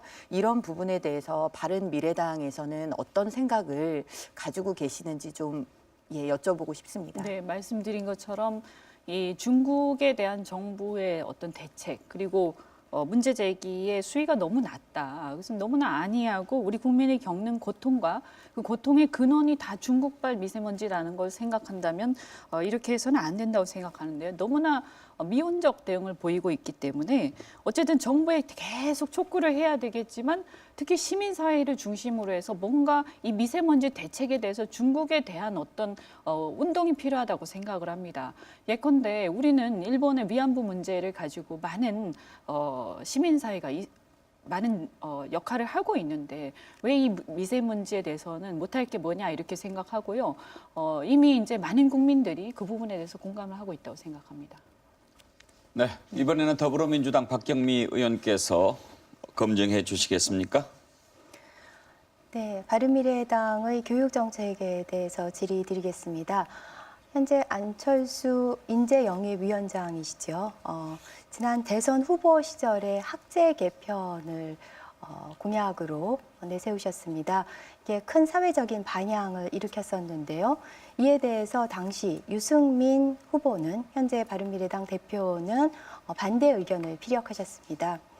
또 한 가지는 그 안철수 당시 대선 후보는 교육부가 문제가 많으니 교육부를 폐지하고 교육지원처를 신설하겠다, 이렇게 공약을 내세우셨고, 이에 대해서 이제 많은 반대 의견이 있었습니다. 그러면 교육지원처가 또 다른 교육부가 되지는 않겠느냐 하는 것. 그리고 유승민 당시 후보는 이에 대해서 교육부에 문제가 많다고 해서 교육부를 폐지하는 것은 세월호 참사가 일어난 후에 해경을 해체한 것과 다르지 않다라는 그런 신랄한 비판을 던지셨는데요. 이와 관련해서 이제 두 분이 같은 당에 계시기 때문에 이 사안들을 학제 개편이나 교육부 폐지 문제를 어떻게 정리하셨는지 듣고 싶습니다. 네. 뭐 당시에 이제 서로 다른 당에서 후보로 나왔기 때문에 그런 부분들에 대한 어떤 방법론적인 견해 차이가 있었을 수 있다 이렇게 생각하고요. 다만 이 학제 개편안에 대한 근본 취지는 뭐냐. 아까도 제가 계속 말씀드렸지만 지금 현재 우리나라의 교육 시스템과 프로그램 여러 가지 과정들이 전혀 지금 어떤 일자리 문제라든가 시장의 상황하고 맞지 않다. 그래서 일자리 미스매칭이 심각하게 발생해서 이것이 청년 일자리 문제로까지 연결되고 있다고 저희가 인식하고 있습니다. 그래서 예컨대 아까 말씀드린 것처럼 어떤 직업교육하고 연계될 수 있는, 그러나 옛날처럼 고등학교까지만 직업교육을 하고 그리고 나서는 바로 사회에 투입됐을 때 또 우리가 시민으로서 가지고 있는 어떤 교양에 대한 수요들이 있습니다. 그래서 그런 것들을 어느 정도 채워주면서 직업교육을 활성화시킬 수 있는 그런 학제 개편이 반드시 필요하다라고 생각하고, 또 이 교육 과정들은 수요에 맞게 다양화해야 하고 특성화해야 된다고 생각을 합니다. 그런 의미에서 지금 그 부분에 대한 큰 기조는 유지되고 있다 이렇게 말씀드리고요. 그리고 교육부 폐지에 대해서는 저는 사실은 이제 이런 부분들에 대해서는 이제 부어적 성격이 강하긴 합니다만 사실 최근에 어떤 영어 교육 금지 라든가 아니면 뭐 정시를 계속 축소해 나가겠다는 이런 방향이라든가 여러 가지 무리를 일으키는 것들을 보면서 이거 차라리 교육부가 없어지는 게 국민들이 마음이 편하겠다라는 생각을 안 할 수가 없고요. 지금 같은 교육부라면 폐지돼도 마땅하다라고 생각을 합니다. 다만 이것을 그러면 교육부의 어떤 기능, 최소한의 조정 기능은 필요하기 때문에 그래서 뭐 교육지원처라고 하든 뭐라고 하든, 그래서 교육은 자율성을 많이 보장하고 다만 어떤 최소한의 어떤 교육을 보장해 줄 수 있는, 그래서 사회안전망 차원 또는 교육의 기회균등이라는 차원에서 국가가 전반적으로 해줄 수 있는 것들만 하면 되지, 지금 같은 경우에는 교육부의 어떤 그 관료주의 이런 것이 너무나 심각하고 그들이 그 기득권을 놓치지 않기 위해서 잘못된 제도인데도 불구하고 계속 유지하는 그런 상황입니다. 그래서 이 부분에 대해서는 정부가 책임감을 가지고 대대적인 개혁을 해 주셔야 한다고 생각합니다. 네, 지금 그 교육부 폐지. 잠깐만요. 지금 이현주 의원께서 2분 시간을 다 답변 쓰셨는데요. 아직도 박경미 의원께서 시간이 좀 남았습니다. 앞으로 네. 답변할 때도 시간을 좀 잘 봐서 답변해 주시기 바랍니다. 질문 한 가지 더 하시겠습니까? 예. 네. 답변을 짧게 해 주십시오. 예. 네, 일단 교육부 폐지가 개인 의견인지 당론인지 밝혀주시고요. 그다음에 유승민 후보가 또 대선 공약에서 내세웠던 것 중에 수강 신청제라는 것이 있습니다. 그것이 현재 문재인 정부가 추진하고 있는 고교 학점제와 매우 유사합니다. 그리고 또 자사고 외고의 일반고 전환도 공약으로 내세우셨었고요. 또 대입 단순화. 그래서 현재 문재인 정부가 추진하고 있는 교육 정책과 상당히 맞닿아 있는 부분들이 있고 유사한데, 현재 두 당이 통합된 입장에서 바른미래당의 이와 관련된 자사고 외고와 관련된 또 고교 학점제에 대한 견해를 밝혀주시기 바랍니다. 네. 시간이 모자랄 것 같은데 고교 학점제에 대해서는 제가 정확하게 확인은 못했지만 큰 틀에서 뭐 다르지 않을 거라고 생각을 하고요. 아까 교육부 폐지에 대해서는 정말 지금 같은 교육부라면 없는 게 낫겠다 이런 의미에서 말씀드린 것이고, 실제로 폐지를 할지 여부나 다른 어떤 기관으로 이관하거나 조정할지에 대해서는 근데 저희가 집권을 하게 되면 그때는 아주 진중하게 고민해 보겠습니다. 그리고 자사고 외고에 대해서는 저희는 기본적으로 이런 어떤 선발권을 독점하고 먼저 선매하는 이런 것은 문제가 있다고 생각을 하지만, 그렇다고 해서 전격적으로 다 없애서 이 강남의 8학군에 오히려 더 집값을 늘리고 대책 없이 이렇게 하는 것에 대해서는 굉장히 무책임하다 이렇게 생각합니다. 네. 다음에는 민주평화당 김경진 의원과 1대1 자유토론하겠습니다. 시작해 주시죠. 예, 지금 지방대학 문제들이 좀 있는데요. 이제 학생들 숫자가 좀 많이 감소하면서 한 5년 지나면 지금 고3 학생이 이제 전국 대학 정원 숫자보다도 오히려 더 적게 되는 사태가 온다 그래요. 그러면 수도권 대학 빼고는 나머지 지방에 있는 대학들은 전부 구조조정돼서 없어질 것이다. 결국은 아마 벚꽃이 이제 밑에 남해안부터 피어서 올라오는데 그 순서대로 그냥 대학교들이 다 없어지는 것이 아니냐. 근데 그게 어쨌든 이렇게 그럴 수밖에 없는 상황이 됐을 때, 그러면 바른미래당은 거기에 대해서 어떤 입장을 가지고 있고 어떤 대책을 가지고 있는지, 이게 지방대학이 다 없어지는 게 지금 국가 균형 발전이라든지 이런 측면에서 보면 바람직하지는 않잖아요, 보면. 그래서 어떻게 이 문제를 해결하실 생각을 가지고 있는지 일단 여쭤보고 싶습니다. 지금 보면 현재는 이것을 이제 인위적으로 대학의 어떤 그 수도권에 진입하는 것을 막고 있지 않습니까? 근데 저는 결국은 수요를 우리가 조정할 수 있어야 된다라고 생각하고요. 왜 학생들이 수도권에 몰리는가, 이런 부분들에 대해서 집중해야 된다고 생각하고, 그렇다면 이 학생들이 지방대학에 많이 가도록 하기 위해서 어떻게 해야 되는가. 저희가 볼 때는 학생들이 지방대학에 많이 가도록 하려면 우선은 지방대학에 들어가는 학생들에 대해서 많은 또 혜택을 줄 수 있는 그런 정책이 필요하다고 생각하고요. 그다음에 또 하나는 지방에 보면 산업시설들이 많이 있습니다. 이런 시설들과 지방대학을 연계를 해서 일정한 어떤 인센티브를 제공할 수 있어야 한다고 생각하고, 그 부분은 사실은 지방에서 자체적으로 하기가 너무 어렵기 때문에 여기에 바로 중앙정부의 역할이 있다 이렇게 생각합니다. 아까 이제 박경미 의원께서 자사고 외고 문제를 여쭤보셨는데, 지금 바른미래당 같은 경우는 기본적으로 이제 교육에 대한 관점이나 철학이 학생들의 경쟁을 극대화하는 방향으로 가는 것이 옳다고 생각을 하는 건지, 아니면 어떻게 보면 공정과 평등, 기회 균등을 근간으로 하는 것이 옳다고 생각을 하는지 한번 그 부분에 대한 얘기를 듣고 싶습니다. 네. 이 경쟁과 그다음에 공정한 기회, 이것은 저는 모순되는 것이 저촉되는 것이 아니라고 생각을 합니다. 교육의 내용과 관련해서는 경쟁이 필요합니다. 왜냐하면 우리가 어차피 학교를 졸업하고 나와도 평준화된 교육을 받고 학교를 졸업하고 나와도 우리가 이 세상에서 일자리를 가지고 또 살아나가는 데 있어서 경쟁이 있습니다. 그렇기 때문에 학교 안에서 평준화 해놓고 교육 경쟁을 갖다 억누른다고 해서 그것이 경쟁이 안 되는 게 아니라 그러다 보니까 풍선 효과처럼 되어서 학교 밖에서 경쟁을 위해서 열심히 노력하는 이런 이상한 상황이 일어나고 있는 거고요. 그래서 내용은 어느 정도 경쟁을 통해서 그런 다양한 아이들의 특성에 맞는 교육 프로그램을 제공을 하되 또 그리고 그 경쟁의 그 요소라는 것이 기준이라는 것이 공부만 되어서는 안 된다라고 생각을 하고요.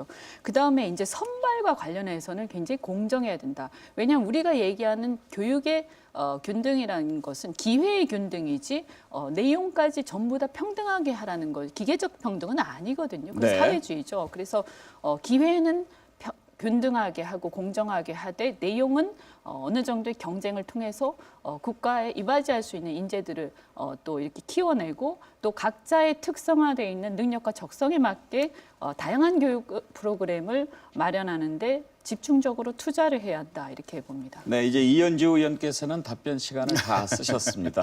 제가 일방적으로 그냥 예, 질문은 짧고 답변이 길어서 그런데요. 네. 지금 김경진 의원께서 42초 남았는데 그러니까 제가 간단하게 그냥 멘트 하나만 좀 그렇게 하겠습니다. 하십시오. 예, 네. 우리가 이제 미세먼지가 이제 대체로 중국발이라고 이렇게 생각을 많이 하는데요. 실제로 일정 정도는 지금 중국발도 있습니다. 그러니까 신장이라든지 이쪽 감숙성 이쪽에서 불어오는 모래바람도 있지만 사실은 몽고가 지금 내몽고와 외몽고 나눠져 있거든요. 내몽고는 지금 중국령이지만 외몽고는 사실은 몽고 별도의 독립국가입니다. 근데 외몽골 쪽에서 불어오는 또 모래바람도 만만치는 않습니다. 근데 이 외몽골 쪽은 사실은 경제가 좀 많이 좀 이렇게 낙후된 상황들이 있고 정치 체제도 낙후가 돼서 우리나라가 그쪽 외몽골 쪽 사막에 가서는 조금 식목을 직접 좀 해야 되는 이런 ODA 사업이 필요하지 않나 그 얘기를 한번 말씀드리고 싶습니다. 네, 이현주 의원께서 아까 미세먼지 말씀하셨기 때문에 혹시 유사한 질문이 나오면 그때 네. 또 의견을 밝혀주시면 좋겠습니다. 마지막으로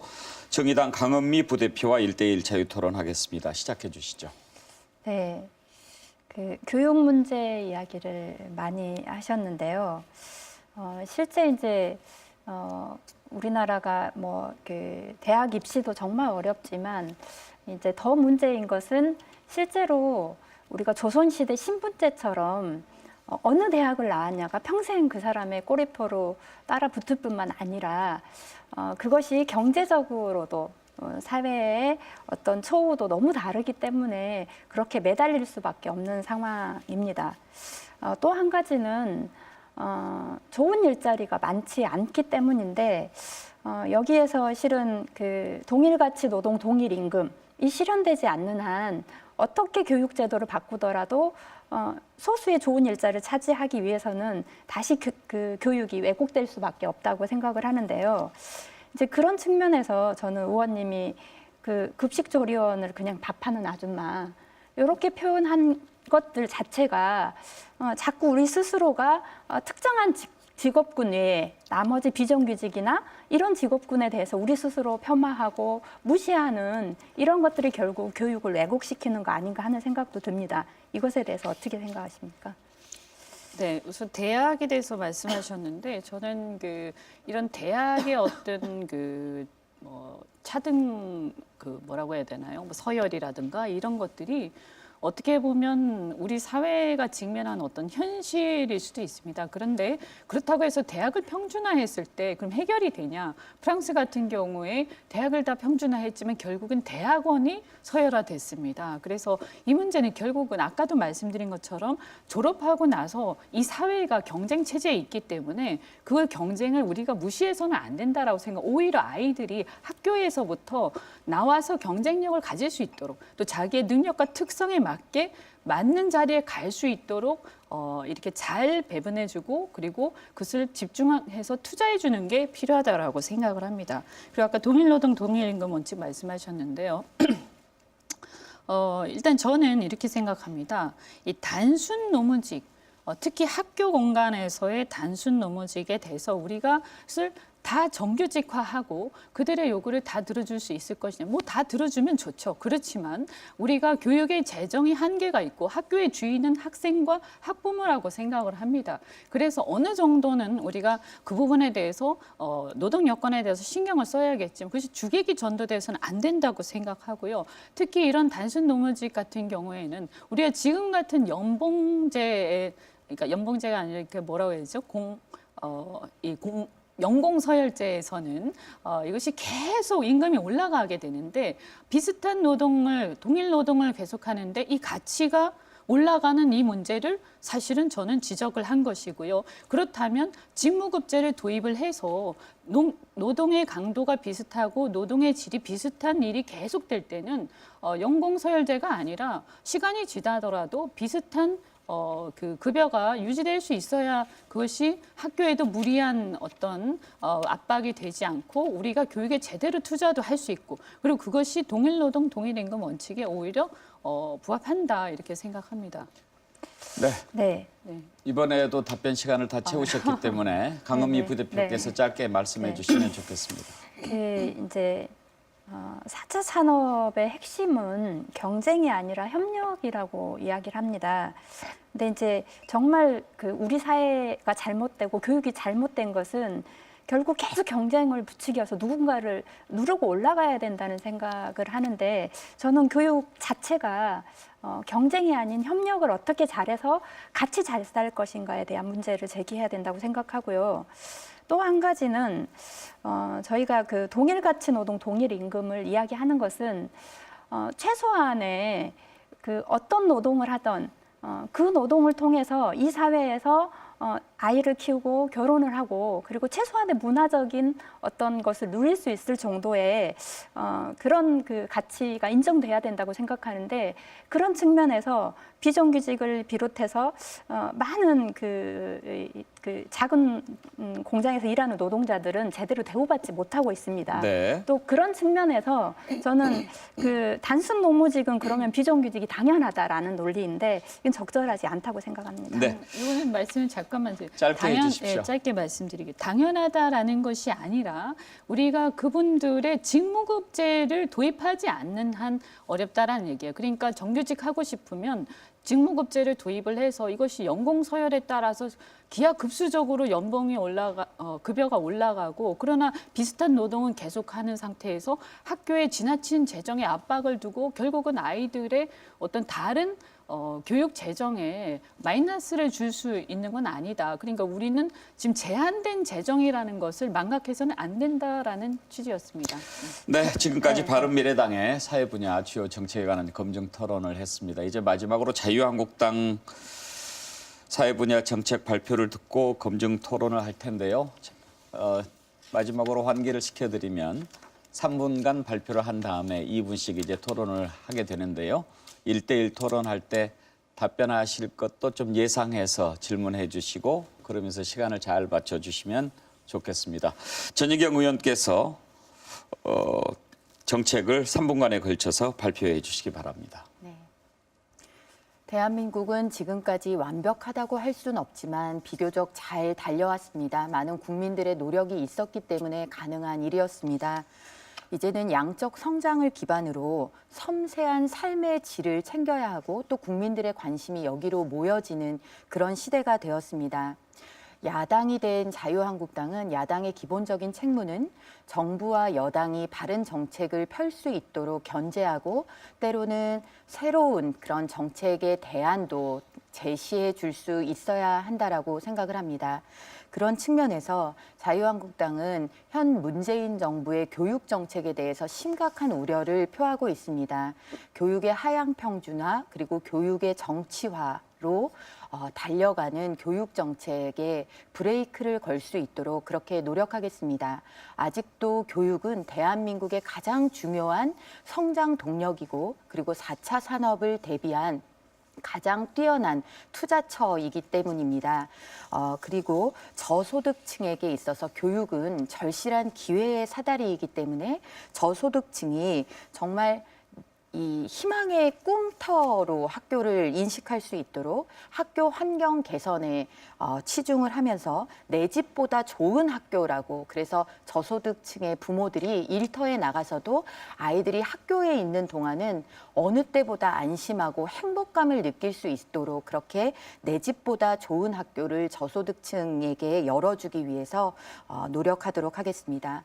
저는 교육의 서열화를 걱정하시는 분들이 많으신데 그 서열화의 해법은 결국 교육의 다양성에서 찾아야 한다라고 생각을 합니다. 자사고, 특목고, 원하는 수요자가 있으면 존치되어야 하고 또 더 많은 수요자가 있으면 늘리는 방향으로 가서 교육의 수월성을 살려나가야 한다. 그리고 그런 정책 방향을 마련토록 그렇게 하겠습니다. 미세먼지가 심각한 환경 문제로 대두되어 있습니다. 중국의 정확하게 우리의 국민들의 우려를 전달할 수 있도록 정부 여당에게 계속해서 그 야당의 책무를 다하도록 하겠습니다. 노인, 어린이, 그리고 약자 이런 미세먼지 저감을 위해서 공기청정기 도입 예산이 제대로 쓰이고 있는지, 그리고 또 저희도 이런 것들이 확대되고 빠른 속도를 낼 수 있도록 그렇게 노력하도록 하겠습니다. 양성평등의 깊이를 더하도록 하겠습니다. 유엔 성차별 철폐위원회가 권고한 대로 미투의 경우 사실적시 명예훼손죄가 폐지될 수 있는 방안을 강구토록 하겠습니다. 성평등이라는 이름으로 동성애 화법화와 그리고 이성에 대한 혐오의 수준에 이르지 않도록 이런 문제를 엄중히 지켜내도록 그렇게 하겠습니다. 감사합니다. 네, 이제 자유한국당 정책에 대해서 1대1 자유토론 이어갈 텐데요. 사회 분야 정책 발표 내용과 관련해서 더불어민주당 박경미 의원께서 먼저 시작해 주시죠. 네, 얼마 전 발표된 사교육비 통계에 의하면은 일반고 지망 학생들의 사교육비 평균은 27만 원인데 반해서 자율고를 지망하는 학생들의 사교육비 평균은 43만 원. 그리고 외고, 국제고, 과학고를 지망하는 학생들의 사교육비 평균은 47만 원이었습니다. 즉, 자사고 외고가 사교육비 유발의 주요 원인이 되고 있다는 점을 확인할 수가 있었는데요. 방금 그 자유한국당의 정견 발표에서 자사고 외고의 우선 선발권을 유지하는 그런 방안을 말씀을 하셨습니다.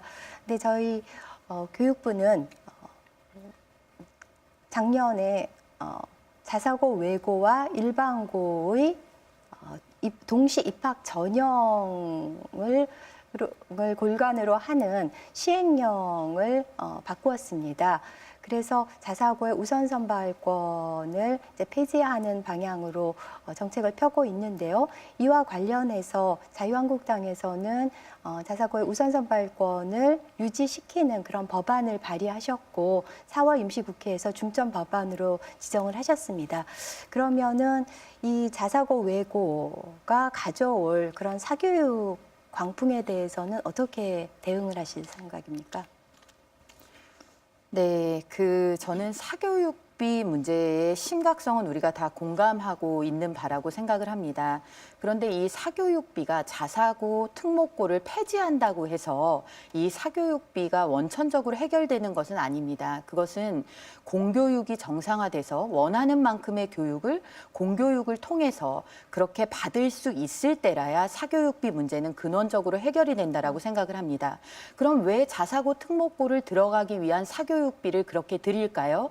자사고, 특목고에 들어갔을 때 거기에서 제공되는 교육의 질이 여타의 학교에 비해서 좋다라는 생각이 있어서 거기에 들어가기 위해서 많은 사교육비를 드리는 것은 아닐까요? 저는 그렇게 생각을 합니다. 그래서 일반고가 자사고와 특목고와 같은 교육의 질을 교육 수요자에게 제공해 줄 수 있어야 하는 것이지 자사고, 특목고를 폐지함으로써 일반고의 문제를 풀 수는 없다. 그리고 결국 자사고, 특목고 폐지 반대가 높으니까 이것을 우선 선발권을 폐지해서 사실상 이 제도를 무력화하는 방향은 그거는 교육 현실과 동떨어져 있다. 그래서 제일 중요한 것은 수요자 중심의 교육이고 일반고가 자사고 특목고 수준의 교육이 될 수 있도록 교육 정책이 펼쳐져야만 한다. 이렇게 생각합니다. 네. 저희가 그 제안을 한 것은 자사고 외고의 폐지는 아니고 우선 선발권을 없애서 그냥 동시 전형을 실시를 하는 것입니다. 그리고 공교육을 내실화함으로써 일반고를 자사고 수준으로 그 역량을 끌어올림으로써 그 수요를 자연스럽게 줄여가야 된다라는 말씀에 공감을 하고요. 마지막으로 한 가지 질의드리고 싶은 것은 물관리 일원화법입니다. 홍준표 대표도 대선 후보 시절에 물관리 일원화에 동의를 했었는데 현재 자유한국당이 반대를 하고 있는데 이에 대한 입장을 밝혀주시기 바랍니다. 네, 물 관리의 문제, 물 자원의 문제는 앞서서도 제가 말씀을 드린 바가 있듯이 환경과 그리고 물 자원의 활용이라는 경제 산업적인 측면을 같이 검토해야 되는 것입니다. 물관리 일원화, 만약에 저희가 집권을 했더라면 물관리 일원화라는 체계 하에서도 그 일원화 속에서의 그 산업 경제적인 측면과 환경의 균형을 찾을 수 있는 방안을 강구했을 것입니다. 그러나 이 정부가 추진하는 방향이 지나친 환경 일변도로 흐른다는 그런 우려가 있기 때문에 지금 현재 저희 입장은 그 방침에 대해서 문제가 있다라는 것을 지적하는 쪽으로 변화된 것입니다. 네. 다음은 민주평화당 김경진 의원께서 1대1 토론해 주시기 바랍니다. 예, 전 의원님 아까 이현주 의원님께 여쭤본 거하고 똑같은 질문 한번 해보겠습니다. 지방대학 5년 후면 전부 문 닫을 수밖에 없는 상황들입니다. 자유한국당은 지금 지방대학 이게 학생들이 없어지면 문을 닫아야 됩니까? 아니면 인위적으로라도 살려내야 합니까? 네, 학령 인구가 감소하는 그런 추세 속에서 사실 지방대뿐만이 아니라 이 수도권에 있는 대학들도 지금 규모로 이 학교를 과연 유지할 수 있는가 하는 문제는 동시에 던져진 문제다. 물론 우선순위는 지금 지방부터 고충을 겪고 있기 때문에. 그러나 저는 이 지방대학의 문제를 교육의 문제가 아니라 이 대학이 있기 때문에 거기에서 빚어지는 그 생태계, 경제 생태계 그런 측면에서 이게 그 지역 균형 발전의 측면으로 이거를 가지고 가면 저는 해결책은 요원하다라고 생각을 합니다. 그래서 이 정말 어렵고 정말 등록금으로도 학교 운영이 정말 다 충당이 안 되는 이런 대학들은 퇴출, 그러니까 정말 퇴로라는 표현이 정확할 것 같습니다.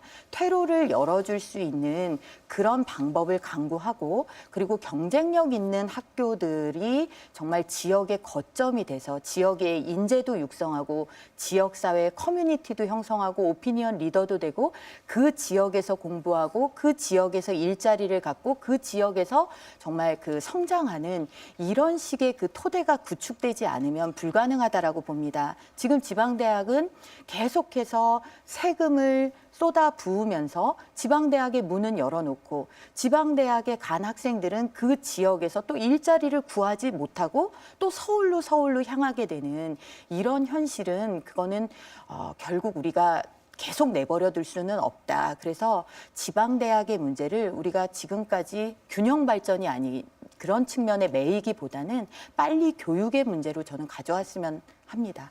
네, 완곡하게 말씀 주셨지만 무슨 뜻인지 알겠습니다. 그러면 전 의원님 전에 이제 그 박근혜 대통령 때 역사교과서 국정화 이제 주장을 많이 하셨지 않습니까? 지금도 같은 입장이십니까? 저는 형식에 제가 천착했다기보다는 역사교과서가 담고 있는 내용의 문제점을 말씀드렸고 그것을 바꾸는데 검정으로는 도저히 바꿀 수 없기 때문에 선택한 것이었습니다. 그 생각에는 변함이 없습니다. 마지막으로 그 교육감 직선제 폐지가 자유한국당 당론입니까? 지금 당론까지 얘기됐는지는 제가 확인을 해봐야 되는데요.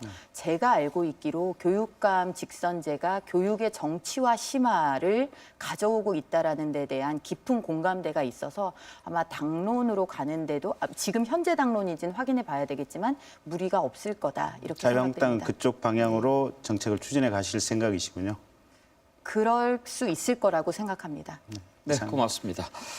자, 이번에는 정의당 강은미 부대표와 자유한국당 전희경 의원 간의 1대1 자유 토론입니다. 강은미 부대표 시작해 주시죠. 네. 아까 이제 질문을 하셨었는데 지금 자유한국당 소속의 윤정필 의원이 탁현민 방지법을 내놓으셨죠. 그리고 이제 지금 현재 미투 정국과 관련해서 여성 당원들이 모여서 문재인 대통령 조력자에 대한 일탈행위 사과 촉구하고 이런 말씀을 하셨는데요.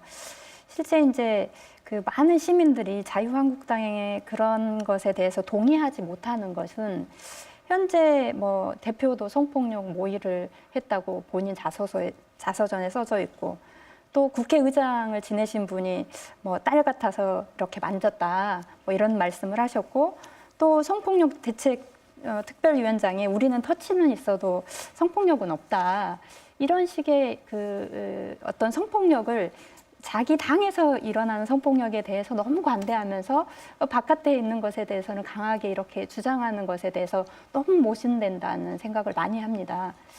그래서 좀 더 내부의 이런 문제에서도 더 목소리를 내야 되는 거 아닌가 싶은데 어떻게 생각하십니까?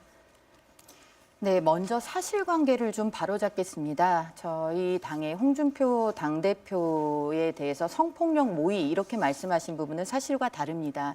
그것은 하숙집에서 그런 내용을 들은 것을 본인이 책에다가 썼다라고 이미 대선 과정에서도 여러 차례 밝힌 내용, 들은 내용이다라는 내용을 다시 한번 말씀을 드립니다. 왜 자유한국당이 이 미투나 성범죄에 대한 성폭력에 대한 이런 문제 제기를 그토록 하고 법안까지 발의해도 일반 시민들이 별로 동감을 못하는 것 같다 이런 이제 취지의 말씀이신데 저는 꼭 그렇지는 않다라고 생각을 합니다. 이 문제는 정파를 떠나서 여성의 문제이자 정말 우리 인간으로서의 존엄의 문제이기 때문에 이건 정파적으로 그렇게 볼 문제는 아니다 이렇게 생각을 합니다. 우리 당에서 지금 오히려 저는 그런 말씀을 드리고 싶습니다. 대선 과정에서도 우리가 심상정 대표를 후보를 통해서 보았지만 저는 대선 과정에서 보였던 그 결기의 반만 보여도 탁현민 행정관의 문제나 그리고 지금 정부 여당에서 벌어지고 있는 이 성폭력 문제에 대해 그리고 그 대책에 대해서 저는 정의당이 추동할 수 있다라고 생각합니다. 오히려 왜 그 결기를 지금 이 시점에서 보여주지 않는가에 대한 여성계의 의아함 그리고 여성계의 안타까움이 있다라는 그런 측면도 말씀을 좀 드리고 싶습니다. 네. 지금 현재 벌어지고 있는 문제와 관련해서는 저희가 분명하게 당의 입장을 내놓고 있고, 하지만 그것이 제도적으로 발생된 문제이기 때문에 그것을 어떻게 제도적으로 막을 것인가와 관련해서는 적극적으로 노력을 하고 있습니다. 그것에 대해서 좀 제대로 말씀을 하셔야 될 것 같고요. 이제 다시 말씀드리지만 그러면 당 안에서 그동안에 발생했던 숱한 성추행과 성폭력 관련된 문제에 대해서는 왜 아무 이야기도 하지 않고 입 다물고 있는지 그것에 대해서 입장을 좀 이야기해 주십시오. 자, 우리가 지난 몇몇 우리 당 소속의 그런 불미스러운 행동을 정말 용서받지 못할 행동을 한 부분들에 대해서 그때그때 어떻게 했습니까? 그때그때 그분들이 정치적으로도 책임을 졌고 그리고 형사처벌을 받아야 되는 경우에 있어서는 그런 형사처벌을 받았습니다. 당에서 그분들을 비호했느냐? 그렇지 않았습니다. 지금 현재 집권 여당과 집권 여당의 지지 세력들의 성범죄에 있어서의 미투를 두고 자유한국당의 과거의 왜 문제들을 지금 복귀하지 않느냐, 복귀 여부에 대해서 문제 제기를 하시는 것은 이 현상에 대해서 어떻게 해결할 것인가 하는 부분에 대한 논의에 있어서는 별로 실효성이 있지 않다 이렇게 생각이 됩니다. 네, 간단하게 한 가지만 더 묻겠습니다. 미세먼지가 정말 심각한 문제인데 지금 한미 FTA 개정 협상 과정에서 온실가스 기준을 완화하고 자동차 연비를 완화하고 그다음에 휘발유 배출에 대한 배출가스 기준도 대폭 완화하는 것을 지금 협의 중에 있습니다. 이거 관련해서는 혹시 자유한국당 입장이 있으신가요? 지금 그 한미 FTA 그 자동차 협상 이런 부분을 말씀을 하셨는데요. 2013년에 그 환경부 국립환경과학원의 자료에 따르면은 지금 보면은 자동차 오염원은 전체 그 초미세먼지량의 한 14% 정도로 되고 있습니다. 그거에 비해서 이제 제조업이 일으키는 그런 미세먼지는 54% 정도고 그렇게 됩니다. 그래서 지금 우리가 이 오염원의 주체인 중국에 대한 얘기나 아니면은 이제 그 제조업 연소 부분에 대한 논의 이외에 뭐 자동차 부분도 보아야 되겠지만 한미 FTA 그 자체만을 놓고서 미세먼지 대책이 어떻게 됐느냐를 논하기에는 조금 좀 부족한 부분이 있다 이렇게 생각합니다. 네. 네. 이제 마지막으로 바른미래당 이현주 의원께서 1대1 자유토론 하시고 자유한국당의 검증토론 마치겠습니다.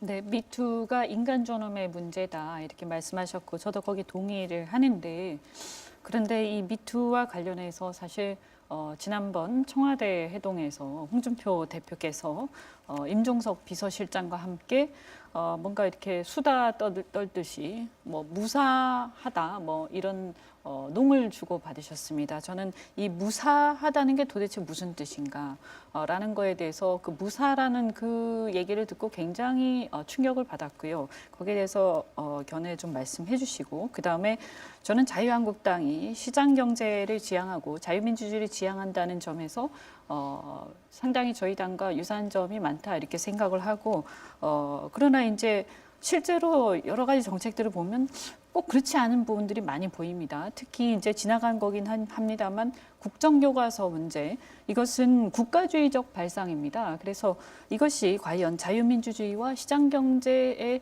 그 철학에 부합하는 것인가라는 것을 묻지 않을 수 없고요. 어떻게 생각하시는지 좀 말씀해 주시고 물론 이제 그렇다고 해서 공무원들 명을 따랐던 공무원들이 다 형사처벌되는 이런 상황에 대해서는 굉장히 안타깝게 생각합니다만 저는 이 국정교과서 문제는 자유한국당이 만약에 자유민주주의를 지향하는 정당이라면 이 부분에 대해서 좀 반성해야 된다 이렇게 생각합니다.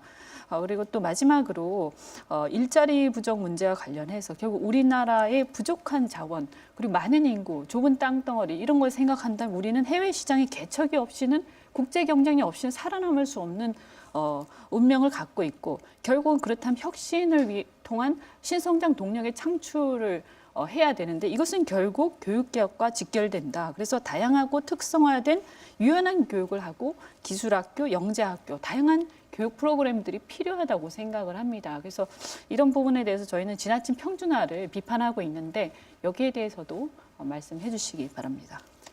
네, 먼저 말씀 주신 그 미투 여성에 대한 그런 성범죄 문제 또 뭐 혹은 이성에 대한 정말 성범죄의 문제들은 절대 어느 순간에서도 그 희화화나 그런 진지성을 결여해서는 안 된다라고 생각합니다. 그것은 잘못된 것입니다.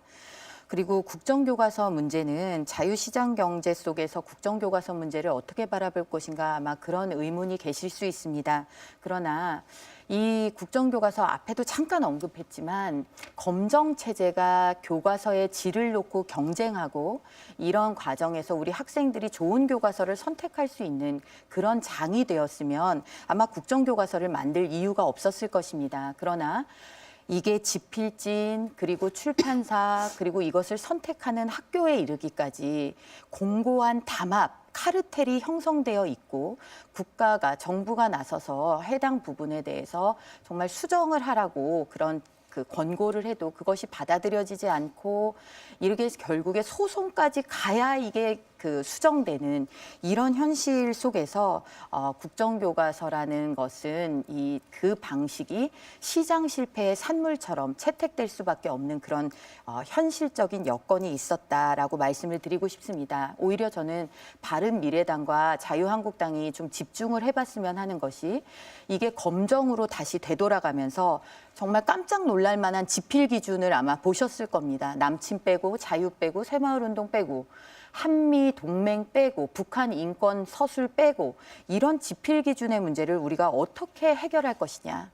그리고 도둑지필이라는 소리를 들은 초등 국정 사회과 교과서 대표 지필자도 모르게 이 정부 코드에 맞게 내용이 바뀌었습니다. 사문서 위조 행위까지 해가면서 자, 이런 문제를 푸는 데 있어서의 정말 협력을 다시 한번 요청을 드립니다. 그리고 교육관에 있어서 다양한 교육이 결국 앞으로 일자리나 이런 데로 이어진다. 이런 부분에 있어서 저도 적극 동의를 합니다. 네, 이것으로 각 당의 사회 분야 주요 정책에 관한 검증 토론 모두 1대1 토론까지 잘 들었습니다. 품격 있는 토론을 펼쳐주셔서 감사드립니다. 시간을 잘 지켜주셔서 제가 맺은 말 시간을 조금 더 드릴 수 있을 것 같습니다. 당초 1분씩 드리려고 했는데요. 1분 20초씩 드리겠습니다. 민주평화당의 김경진 상임선거대책위원장부터 맺은 말 시작해 주시죠. 예, 고맙습니다. 저희 민주평화당은 새롭게 만들어진 신생정당입니다. 하지만 저희 당에는 통일부 장관을 역임했던 인사도 있고 또 국가를 전체적으로 기획해보고 예산을 분배했던 예산처 장관을 지냈던 인사도 있습니다. 또 법무부 장관을 지냈던 인사, 심지어 국가 전체를 운영해본 대통령 비서실장을 지냈던 인사도 포진되어 있습니다. 다양하게 유능한 인사들이 포진되어 있습니다. 저희 민주평화당은 민생 해결의 4번 타자가 되겠습니다. 미세먼지로 덮여있는 하늘처럼 탁한 것이 우리 정치의 현실입니다. 저희는 시원한 맹물처럼 특별한 맛은 없지만 국민의 마음속을 답답하고 청결하게 씻어내는 그런 정당이 되도록 하겠습니다. 돈이 있건 없건 부담 없이 교육을 받을 수 있고 또 깨끗한 환경 속에서 마음껏 문화생활을 누릴 수 있는 그런 나라를 저희 민주평화당이 최선을 다해 만들도록 하겠습니다. 이번 6.13 지방선거에서 저희 민주평화당에 대해서 많은 지지와 응원 부탁드리겠습니다. 감사합니다. 네, 정의당 강은미 부대표 말씀하시죠. 네. 국민 여러분, 오늘 토론 잘 보셨습니까? 미투 운동에서 드러났듯이 성폭력은 불평등한 성적 권력 관계의 문제입니다. 권력을 무기로 행해지는 성폭력을 근절하기 위해서는 성적인 권력 관계를 민주화해야 합니다. 멀고 험한 길이지만 정의당은 여러분과 끝까지 함께하겠습니다. 국민의 생명과 안전을 위협하는 미세먼지 문제도 화력발전, 건설기계 및 공장 가동 제한, 자동차 친환경 등급제, 그리고 중국과의 국제적 공조 등 근원적인 대책을 꼼꼼히 세워 나가겠습니다. 대한민국 인구의 90%가 국토의 18%인 도시에서 살고 있습니다. 도시공원을 지키는 것은 시민의 숨쉴 권리를 지키는 것이요, 도시민의 주거 환경을 지키는 일입니다. 도시공원을 지키기 위해 적극적으로 노력하겠습니다. 정의당이 커지는 만큼 우리 사회의 차별은 그만큼 더 줄어들고 더 건강해질 거라고 믿습니다. 지지와 성원을 부탁드립니다. 감사합니다. 네, 바른미래당 이현주 의원께서 맺은 말 해주시기 바랍니다. 네, 잘 보셨습니까? 우리 바른미래당은 국가주의를 배격하고 시장경제와 자유민주주의를 지향합니다.